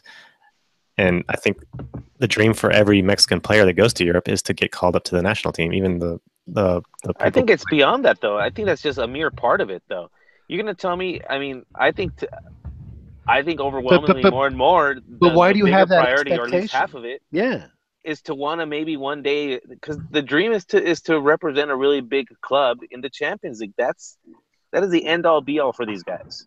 They watch it. They've been playing it on their PlayStation. Yeah, that correlation of being like a big player in Europe does not necessarily mean that you're automatically on the national team. And I think that's the mindset of these players: is if they make it in Europe, they're automatically on the national team no matter what. And that's what they are. Messed them up. That's what messed him up last World Cup cycle, which goes to Ron's point about all this stuff. I don't know if that's the reason. Not making. I mean, I think. You're speculating as to that being the reason, as to because you have it in your head that they're divas. But my whole point is that all these teams have always had a history of mental midgetry, as you like to call it. They're no different than any of the other generations that at some point, either sooner or later, can come through. So Europe doesn't help. So going to Europe doesn't help. Yes, but it hasn't. But it has not. It hasn't. All things being equal, you're fixated on the national team. These guys are individuals. So yeah, I may not be able to reach a quinto partido, reach semifinals, but hey, I'm on Twitter. I'm being followed by a gajillion people. I'm known worldwide. I'm making a ton of money. I'm super happy. I'm playing at the highest possible level. I got lizard shoes. Have you seen my girlfriend? Check out my Instagram. Look at my six-pack. I thought that's what Dan was about to do. He's like, give a Ric Flair promo. I'm on Twitter. I got lizard shoes. I'm styling and profiling. These guys are young guys with egos. Jet flying, limousine driving. This is just facts. I mean, they're son of a gun. That's what they want. Oh man, I could almost see did you get the reference to Ric Flair? No, dude. I'm gonna have to show you a clip of Ric Flair. Wait, you don't know Yeah. Ric Flair? No, I know who he is, but I didn't get I the was reference. picturing the players coming into camp with mink coats. Well, Joel, I when think I picked you up in Los Angeles, you came out of your They house hired wearing a a mink coat. So psychologist, come on, guys. They dude. hired a Mink coat. psychologist. Hey, what, John? What was the movie? Came out a couple years ago. English coach that went to Leeds did horrible. Like I think his stay there lasted like 50-something days, but ended up doing really well, winning Europe, like the equivalent of the Champions League, like in the 80s, 70s, and 80s. Oh God! There was a movie that came out of that. Oh, I'll tell you know, speaking of movies, Ron, and I don't know if y'all got to watch it, but they had the 30 for 30 on Georgie Best. Yeah, you told me. Yeah, you told me. I haven't watched. It was such a downer. I mean, it was like, I mean, you were. I mean, anyone that watched that, it just wasn't just 100% depressed at the end of it. It was just a killer. It was a killer. Hold on, he won with Nottingham Forest. Oh, Kevin Keegan? No. He won the champion or the Isn't equivalent. Isn't that effed up that freaking Nottingham Forest won the I guess back then it was called the Champions Cup. They won it 2 years in a row. Yeah, I know. And he did, and the guy was like really, really good coach. In fact, for English at the time, he was very pro, offensive and stuff like that, and talking about playing beautiful and stuff like that. It was a great movie. And like, if you guys want to be real champions, you guys are champions, but you guys won like shit, basically hacking and stuff like that. And he just did not get along with the players and stuff like that. I kind of have a feeling, dude, that we should probably write a script for Osorio, because it seems like I'm starting to see parallels between that coach and Osorio, because he goes into a team trying to change everything and just nothing is working out for him. Brian Clough, that's the coach's name, Brian Clough. He won with Nottingham. Jeez, it was just right here. Yeah, Brian Clough. What's the name of the movie? It was a really good movie, by the way. I am not sure about the Damned United. That's the name of the movie. It's a really good movie. Came out in 2009. The Damned United. Well, we'll have to. Is that? Do you have a permanent copy of that movie in the Citadel there? No, I don't have a copy of that. I need to buy it though. But it was a really, really good movie. Now, do you have the multifaceted light and lantern and lens system to light up your Citadel as we saw in Game of Thrones, Ron? Oh, that was nasty, dude. Yeah, Harley had to do all the cleanup. No, I'm talking about that. I'm talking about like the lamp to light the library. Did they tell all the reflective mirrors and stuff? Is that what you got? No. I need to invest in my Citadel. Now your Citadel, I would assume. I know that Philly was having a rough summer. I'm assuming it's climate controlled. Yeah, I got everything. I mean, I got them in boxes, climate controlled and stuff like that. All right, because we don't. You are the. What did that guy say they are? They're the. I forget the term. It was a great line. Yeah. Hey, is that Jim Broadbent that's playing that role? Who's that? The guy who was in the MC from Moulin Rouge. Is that the same guy? I never saw the movie Moulin Rouge. Sorry. Anyway. Well, gentlemen, we have about a half hour to go here on our lovely show. Do you want to go ahead and put the kibosh on the whole Mexico thing, or do y'all want to dig in for another 30 minutes of Lost Mageddon like the shows all last night? I mean, it was like continuing coverage. It was special report. They had like the 4 boxes of people in different places, reporting. And everyone was convinced that thank God we lost to Jamaica, because the U.S. was going to give us a 4-5-0 beatdown. Was pretty much the consensus on the media last night.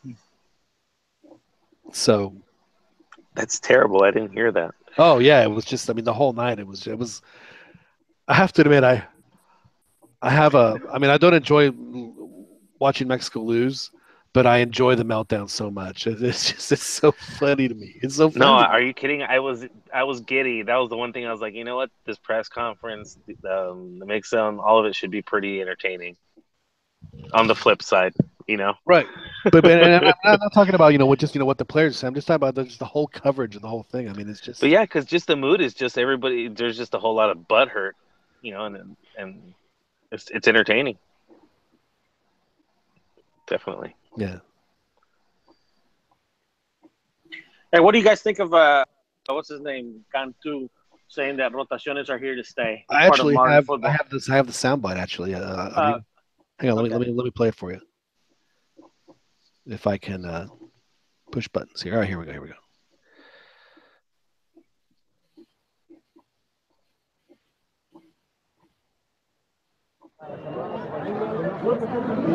Empezaremos a partir de mañana pasado. Memo, ¿qué hacen el balance que hacen, Memo, de los dos torneos? El balance general que hace Federación de los dos torneos, ¿cuál es? No, el balance general, la verdad que en muchas cosas, a pesar de que no hemos conseguido uno de los objetivos que teníamos, sobre todo en Copa Oro, creo que hay cosas muy buenas que podemos seguir construyendo sobre esos cimientos que hemos empezado a plasmar. Entonces, de repente hay mucha gente que quiere sangre, Memo, en torno al técnico nacional y al cuerpo técnico nacional. ¿Qué dice la Federación al respecto? Incluso futbolistas, futbolistas ex técnicos que también levantan y quieren sangre como de lugar. ¿Qué te puedo decir al respecto? Yo creo que eso no ha cambiado en los 25 años o más que llevamos en estos procesos de eliminatoria y creo que es un buen momento para empezar a modificar esas cosas. Depende de cada quien. Memo, ¿crees que la rotación claro, él va a seguir hasta Rusia? Sí. So there you have it. Quieren sangre al respeto. ¿Qué dice usted al respecto? Ron, ¿qué dices tú al respecto? I don't think that any player, I don't buy this whole thing, this player saying that, oh, we're with Osorio 100%. I don't see any player really backing a system that does not reward merits. Yeah, I'm sure the center backs are like, oh, yeah, we love this system. He leaves us out hanging to dry every time the other team has the ball. I think that is complete. It's great. Don't overlook, though, the guys that are actually benefiting from the rotaciones, the guys that would never – some of the guys that would never play? Yeah. Hey. We love Coach. Coach. I think it's fair that he gives everybody a chance to play, It's just – but they are contingent. But you're right. But, there comes a point, it's like, okay, they get their opportunity. They play well. But then next game they're not playing. It's like, what the hell? I did well. And right. I and this goes back to one of the things that I said, a couple shows back about the whole, the rotating stuff is that I don't see. I understand why a coach does not want to be fixed in a system that relies on a player. When they used to say Diego Independiente or Cuauhtémoc Independiente and stuff like that. I understand that, and I know that in Europe and stuff like that, it's Ronnie, just so you know, this show is Ronnie Dependiente, just so you know. that obviously they're, the coaches want systems where, the tactics dictate, how the teams are going to play as opposed to a player. But I can get that, and I think you can get a balance. But this whole thing of rotating players just for the sake of rotating players, and I'm not buying it. And I don't buy that the players are really being very sincere, saying, "Oh, we're 100%, behind you." Like, Molina and all these players is like, "Oh yeah, we're behind it." And I just Cantu. I remember, covering him from, back in 03 and 04, and then obviously. What was his role, Ron? Back then, honestly, what was his role? You remember? Honestly, every picture I have of the dude when I was covering him, he was always with Decio de Maria. Right, but you know what his role was? No, I'm sorry, not this. It was him. It was Cantu, Decio de Maria, and Alberto de la Torre.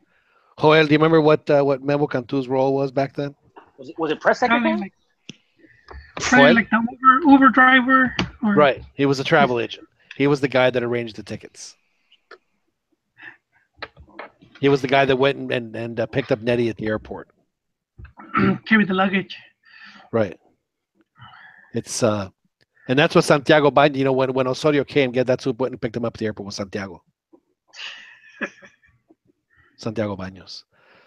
I'll be honest with you, Ron. I'm not a big fan of Memo Cantu. Not as a player, not as a directivo. He's not. I don't think that he has the personality nor the overall skills to be in the position of where he's in. I don't think that he necessarily has as much authority as I think somebody should have in that position. I think that he defers a lot to Decio. I think that, you know, and it wouldn't surprise me at all if within the next couple of weeks that all three of them end up getting are gone, and then they bring in the you know they you know the Televisa, they break, you know, in case of emergency, break glass, and you know, and then they just bring in guys, you know, fixers to just, you know, take them to the World Cup. It wouldn't surprise me at all. I think that the whole regime there, I think, is in trouble. Because if the coach say we're going to do this, and they go, we back the coach, then you know. Apparently, some, you know, that dude Luis Omar Tapia is saying that es una vergüenza cuando el Chepo los dejó al borde de eliminación, la prensa nacionalista y la afición habló tanta basura. I think he just. I know, it's like, what an idiot. I'm telling you, and I've said this, and I've been saying this for weeks. The people that are apologizing, the vast majority that I've seen that are apologizing and defending Osorio are MLS apologists and basically foreigners. I've like the vast majority that I've seen are basically, you know, are the ones like that. And Luis Omar Tapia, I think he's Chilean. And it's like, dude, what the hell are you talking about? I think that there are full-blooded Mexican nationals that are also apologizing. There are. I'm not saying they're not, but it just seems that the vast majority that I'm seeing and are really making a case for him are basically MLS. I seem to recall when that whole Chepo thing was going on that they were pretty much wanting to stick Chepo's check on a spike. Oh, they were, and that's why like this guy. What he's saying is complete bullshit because. Yeah, that was the famous WikiLeaks game. I don't know what he's talking about because people wanted, you know. Anytime Mexico loses in a tournament like this, people want the coach's head. I mean, that's just the way it is. Tráiganme la cabeza. There's a tweet. There's some video of basically of people telling Osorio to get you know, go back to his country. And like people are acting, oh my God, xenophobic. You know, and I got to tell you that's something that to me, I think was shameful that the federation allowed that to happen. I mean, you're in a professional setting.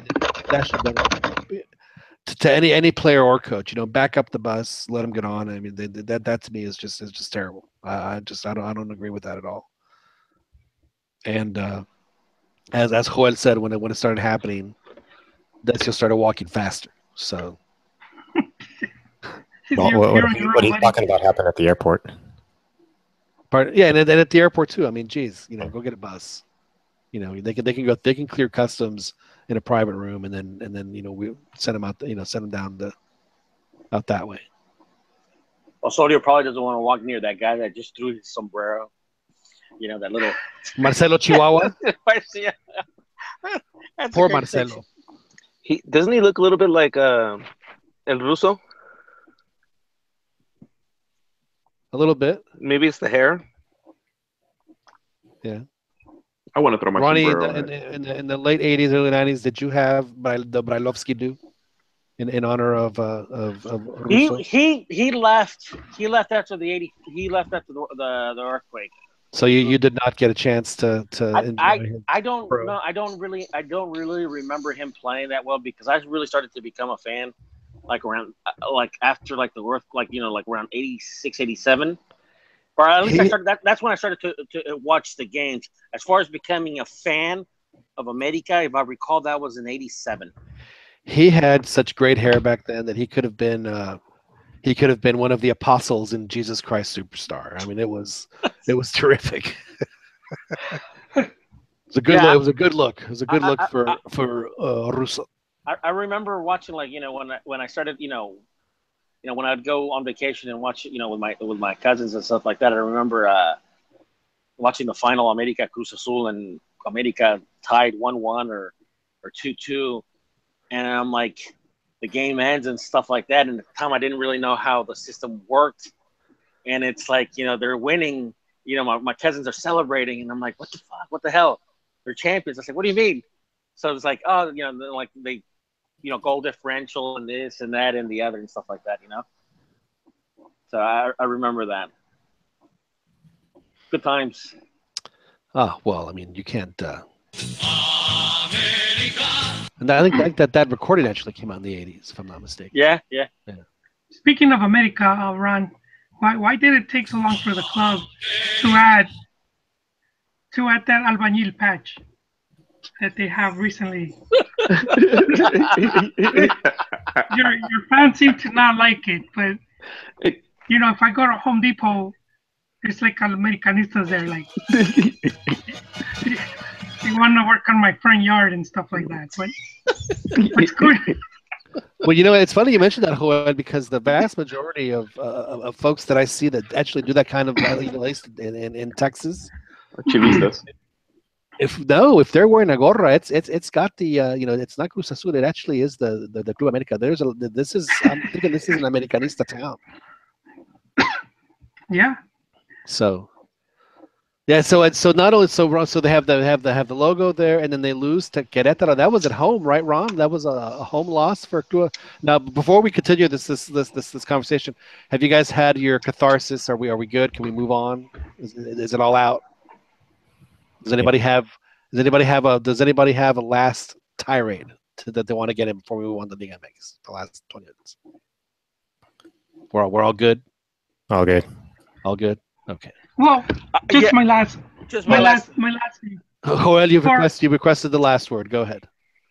Yeah, just for what he's trying to do, Osorio, like rotations, and so I also blame the federation, the people that hired him, because I think just for that to work, obviously he needs more time, so he needed to at least be in charge of the under 23. And also to do what, I don't know if you guys remember what La Volpe used to do. They used to give him like a few days during a couple players from the league. Yeah, so he could work with the squad. So I do think that would have helped him a bit more for just what he's trying to do and switching up players and doing all that. But for him to ask for that and not have the whole time, that's just hurting the team. Okay. All right. Thank you, Joel, for that. You use your tongue prettier than a $20 hole. So thank you very much for that. All right. So we'll jump into Liga MX here for the last 20 minutes of the show. Start off with Club America. So a home loss to our boy Chiquis, Jimmy.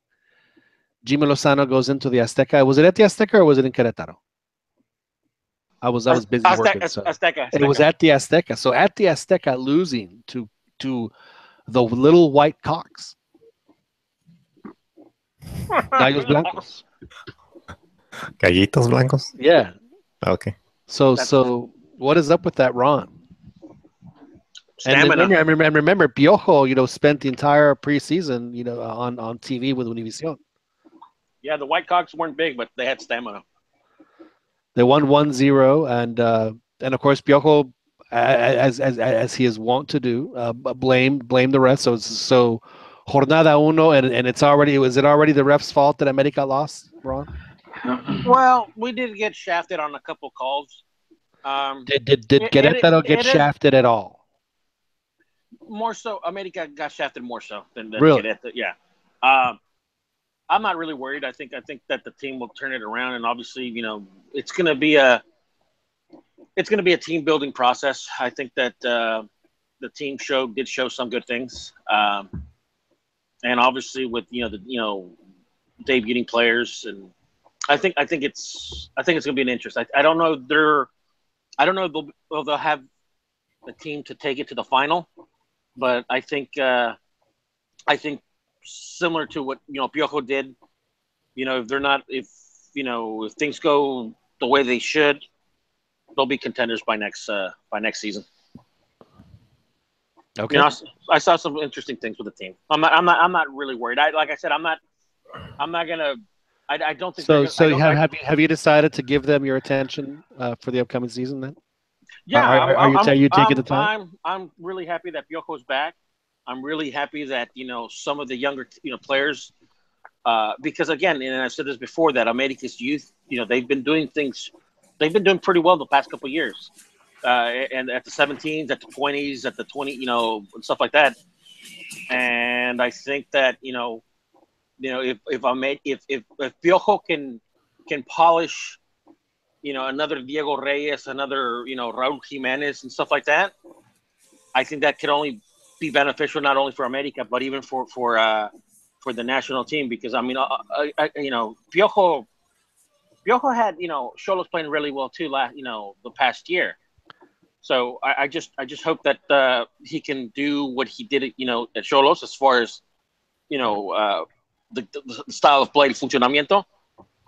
I don't think that they're going to win the championship, and I think most Americanistas know this, because I think that we're in that transition right now of trying to find the squad. You think that Americanistas are a pragmatic bunch?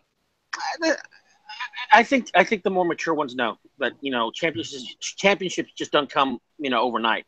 Now, Ron, very, very, very important question. Very important question. When this song comes on and you hear this part, are you still a lighter guy? Do you take out the lighter and start swaying, or is it the cell phone? Which one? On this song right here, like when the chorus hits this part. This Turn it up. I can't hear it. Oh Jesus. So are you still a lighter guy, or are you taking the cell phone out and doing that? First time I went to a concert where people did that, like what the hell is going on? Because I hadn't been to a show in a while. Because that used to be what you did with your lighter. Now apparently you do it with your cell phone. I do neither. Yeah. So okay. So you are bearish. I'm sorry, bullish on America. You're thinking contender, definitely by next season. All right. So we will no longer ridicule you for losing to the Chickens over the weekend. Chivas ties 0-0. Rigo, I'm sure you probably got a chance to watch the game. You get your team back. Yes. Hopefully they'll start playing back in their normal position and playing well. So it's still championship or bust for you. Yes, you're on the train. Yeah, even the 0-0 tie, I felt like we could have won that game. I felt like the second half, Juan Eurizuela comes on, Chofis comes on, and are you a trophy chaser like I am? Yes, I love Chofis. Yeah, I'm probably his biggest fan. Yeah, I don't think so. You are first in line in the trophy chasing. Oh yeah, I'm waiting for him to make his jump to Barcelona. Like, I love the kid. But then you'd want him to stay at Chivas. Oh yeah, I want him to win a 13, and then he can make his jump over to Barcelona. But no, I mean, I thought. What if he made the jump over to like Scunthorpe United? I'm sorry. Go ahead. No, I thought the team did very well for everybody that was out, because it wasn't just the guys in the national team. It's Alanis was injured, Gallito was injured, and towards the end of the game, I felt like we were going to win, and it almost was kind of disappointing that we didn't win, because I felt that the game was in our favor to win. How did Saldívar? Did Saldívar playing well? He did all right. He was a little off though. Like you could tell that he's still Saldívar, Rizuela, and Chofis. You could tell they're still coming back from their injuries. and they're still not playing to the level they were playing at last season, and they were a little off. Like Saldivar's touch was off. I don't know if Brizuela was still like his injuries affecting him, because his speed was still not there. The thing with trophies is a lot of it is just technical ability. So he doesn't really need to be the fastest guy in the field. So he just needs to be able to make plays with his feet. Right. Gee, I wonder who could have used that in the Gold Cup. You know, they could have definitely used a trophy. But I mean, he was injured though. So and they could use Oliver as well. Well, if Trophies would have played, he would have played him at Central. So. But I mean, I'm happy to get Jair, Pizarro, and Pineda back. So. Right. Joel, did you get to watch any of your Chivas, or were you a busy Saturday night? No, sir. I missed the game. Yeah. You don't get to watch Chivas that often, right? Because your schedule does not allow it. Is that correct? Yeah, it's my work schedule. Are you anti-Chiva? Or have you gone back into your? And then I tried watching Chivas TV, but into your little. Are you going back into your little ball of hate? No, there's no hate. No. It's hard to watch soccer on rerun, like watch DVR soccer. Yeah, well, no, like but if you go into media blackout, then it's okay. You just have to go and you have to be disciplined. No, I just kind of follow through social media, like you could see goal clips or updates. Yeah, you don't have a little alarm that goes off on your phone whenever Chivas scores. I don't expect Chivas to do good this season in league. I don't think they're just going to be bad, but I do think that. I do think they could win the. Sorry, I'm not trying to laugh at you, Joel. I'm trying to interrupt you, but another one from Pailtoson. He writes, el comentario del colega Robert Abramovich, muy interesante, aunque no estoy totalmente de acuerdo con él. And then someone responds, interesante fue como te ponían un putazo por detrás, pinche cara. Holy shit. That's becoming a thing, huh? Other replies would be Cuauhtemoc punching him. I did see that punch. It was ninja. It was a ninja punch. I'm sorry. I remember that. I'm sorry, dude. I didn't mean to interrupt you, man. But Twitter's right. I've been laughing my ass off because it seems like everything he's writing, they respond with and then they throw in that jab in there, him getting punched by Cuauhtemoc. Like, sorry, guys. Sorry. Yeah, sorry. So I mean, but I do see them winning like CONCACAF Champions Cup. Really? And, so you think that's yes, and headed to FIFA World Cup to give the best performance we've seen from a Mexico team. Yeah. Wow. That that almost deserves a. But I don't know if that we'll have to see how that plays out. Now, Lobos Buap started. They played Santos, if I'm not mistaken, and Dan, were you able to watch? That was on Saturday. I don't know if you ever got a chance to see that. I believe it was blocked out. Oh, you did not get to see. You were blacked out. Yeah, I believe. No, Santos does. I mean, not Santos. Lobos Buap does not have a TV rights. So the only way you could see the game is if you were at the stadium.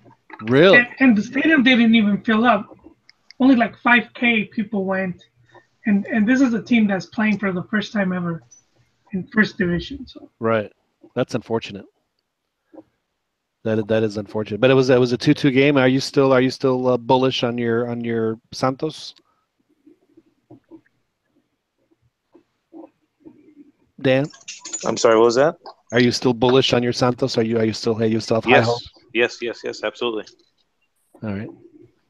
And then, of course, the other game of note is that Cruz Azul beat Tijuana 2-0 in Tijuana, and hopefully Cruz Azul will get back to their customary position of consistency. And then Pumas won 1-0 over the team that Chiquis picked to win the whole thing, Pachuca. with a great free kick from a Chilean striker. And I do believe that out of all the goals that were scored in Liga MX this week, only 2 were scored by Mexican players. So maybe Pompey has a point. Maybe he doesn't. Not sure. All right, gentlemen, we'll get in some last Osorio jabs in before we wrap it up here tonight. A few more, a few little shots. If he does go to Russia, is it? I mean, what should the expectations be for a Mexico fan? I am willing to say that we might not even make it out of the group stage.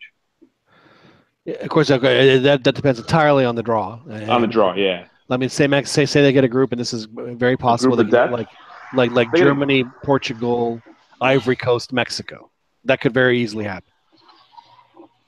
Yeah, I don't see them coming out of the group. Yeah, if we get a group of death, any other. I mean, I've only watched from '94 on, and every time we've gotten a group of death, which was '94 and I think 2002.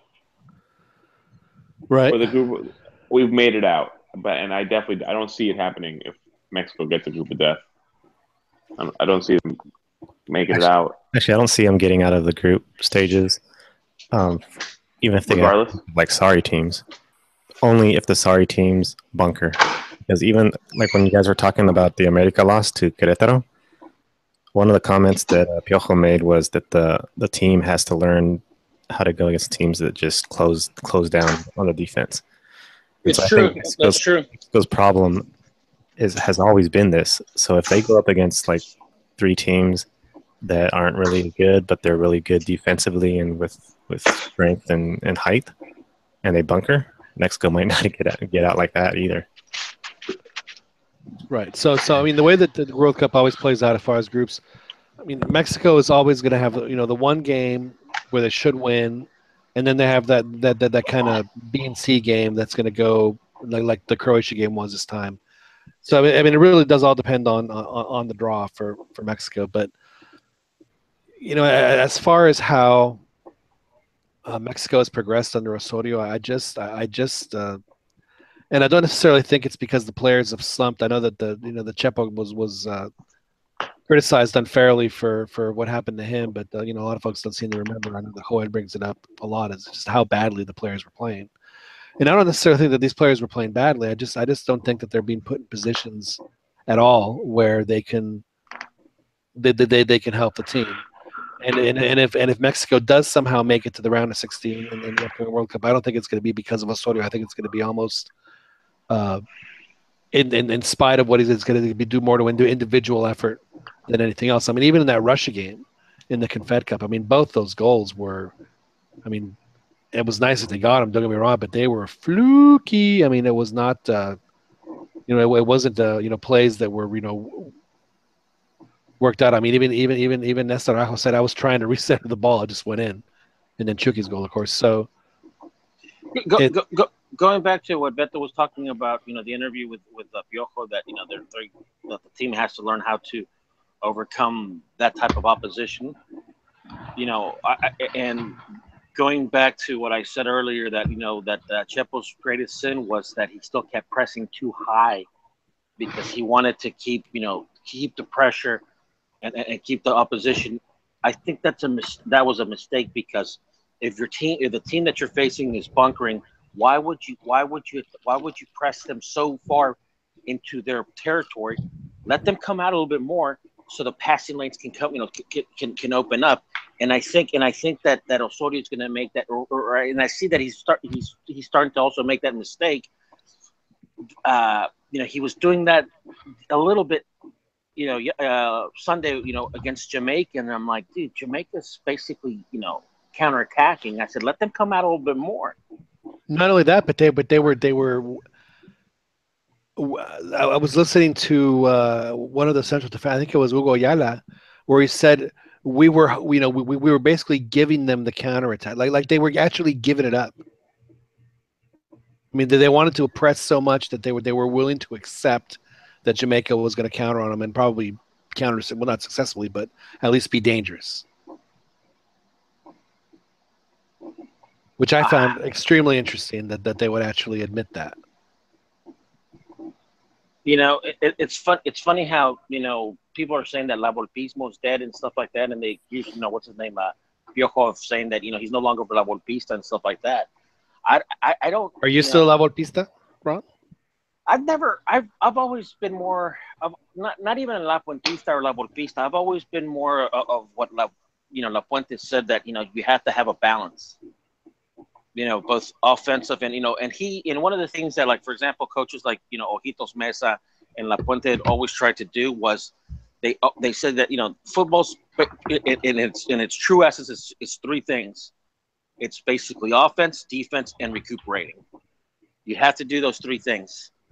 And I think that you know, like, you know, when they're saying that, you know, La Volpismo's dead in Mexico, I don't think that it's dead. I just think that, you know, people are wise. You know, coaches are being a little bit smarter, and they're playing to the percentages that, you know, that there's times to attack, there's times to defend, and there's times that, you know, you have to, you know, react, and sometimes you have to, you know, be the proactive.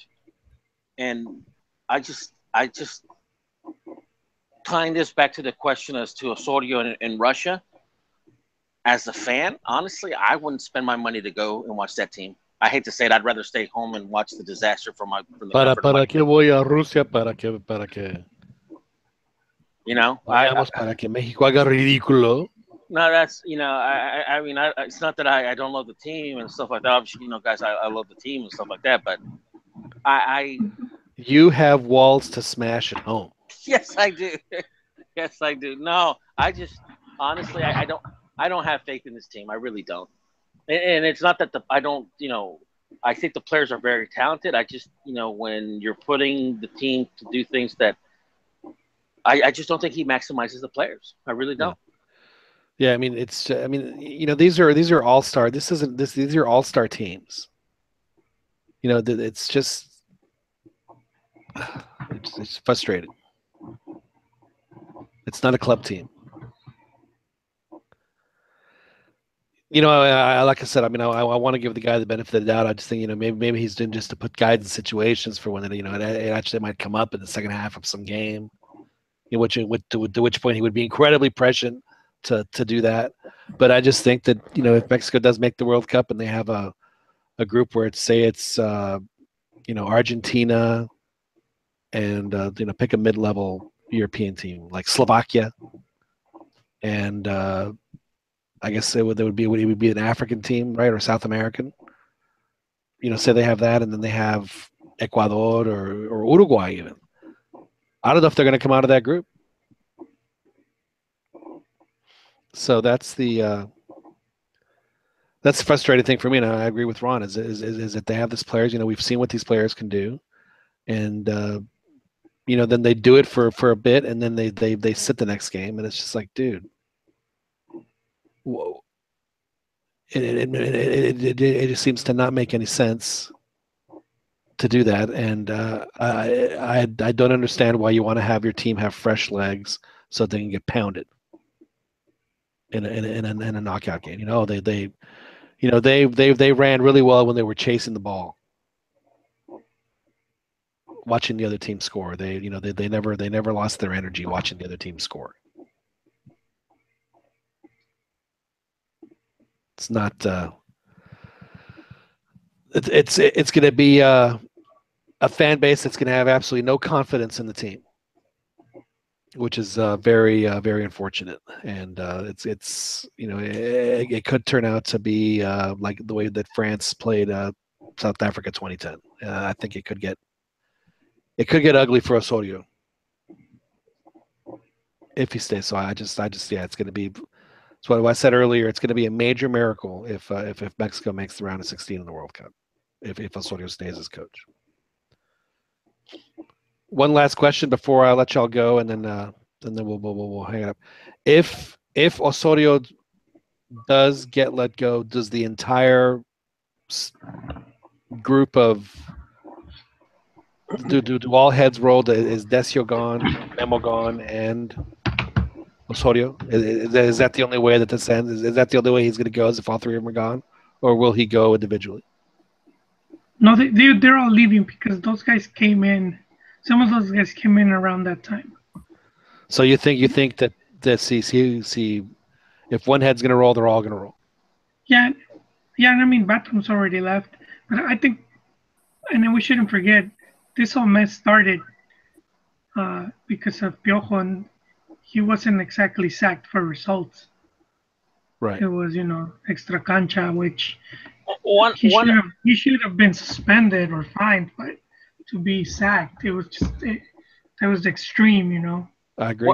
One of the things that that I wouldn't sack Decio de Maria, I wouldn't sack Cantu, and I wouldn't sack. Although I'm not a big fan of them, one of the mistakes or one of the things that happened in the 1978 World Cup was that Mexico, out of the entire, what was it, 30-something, 40-something delegation, including players, executives, managers, staff, none of them had experience at the World Cup, logistics, training, and stuff like that. And keep in mind that qualifying campaign would actually have been one of the easiest for Mexico in their history. They played every game. Yeah. So the thing, what I'm trying to get to is that the administrative part went horribly wrong for them because none of their executives had any experience with the World Cup, because the last time they had seen the World Cup was in 1970 for the World Cup. They missed out in 74. There was a power struggle, when everybody, after the World Cup in 1970, everybody, wanted to hang, the medals on their, over the neck. So obviously there was a lot of power struggles. You know what that sounds like, Ron? What's up? It sounds like every Thursday on the CantinaMX podcast. Yeah, but long story short, but it's true. So I still think that there is some value to Santiago Baños or not Baños, Cantu and stuff like that. And I guess he has. So I mean, obviously once Mexico qualifies, you're gonna need those guys that have been to the World Cups to look at the logistics. Okay, well let's maybe stay at this place. Let's do this here. Let's do that there. You're gonna need them for those type of decisions. Decisions that they should make after that cycle. I don't know. Maybe it's time to look for other people. Well, I think that if all three of them do go, then I think they'll bring in, as Joel was saying, probably the Dennis Knows. I don't know about Peláez. Is he still a free agent? Well, I don't know. I mean, if he did have a fallout with John de Luisa and John de Luisa, obviously he's with the World Cup committee, right? The U.S. So I don't know if those guys are gonna, they could, if they had a falling out like it was reported. Yeah, but he could come in as a bombero though. I mean, I'm talking about de Luisa, not Peláez. Well, yeah. And then have and then do the Teclos, and then Teclos brings Tuca. You know what? I never saw what's his name. Obviously the people, the press, the fault for him was that he had Televisa ties, but I always thought that Compián was very sincere MFF president. He did all right. Yeah. He got bamboozled into hiring Sven, but other than that. Yeah, true. I mean, he's not the one. Ultimately, he's not the one that hires and fires. Right. I mean, Hugo. I know Hugo got a lot of flack for losing that Olympics, but I mean, Hugo was doing just fine. And Compián backed up Hugo too. Yeah, he did. But that was when Vergara was trying to be the mero. Yeah, I mean, Compián also got him, to Necaxa and stuff like that. So right. So I mean, I always thought that Compián was a very sincere executive for the federation.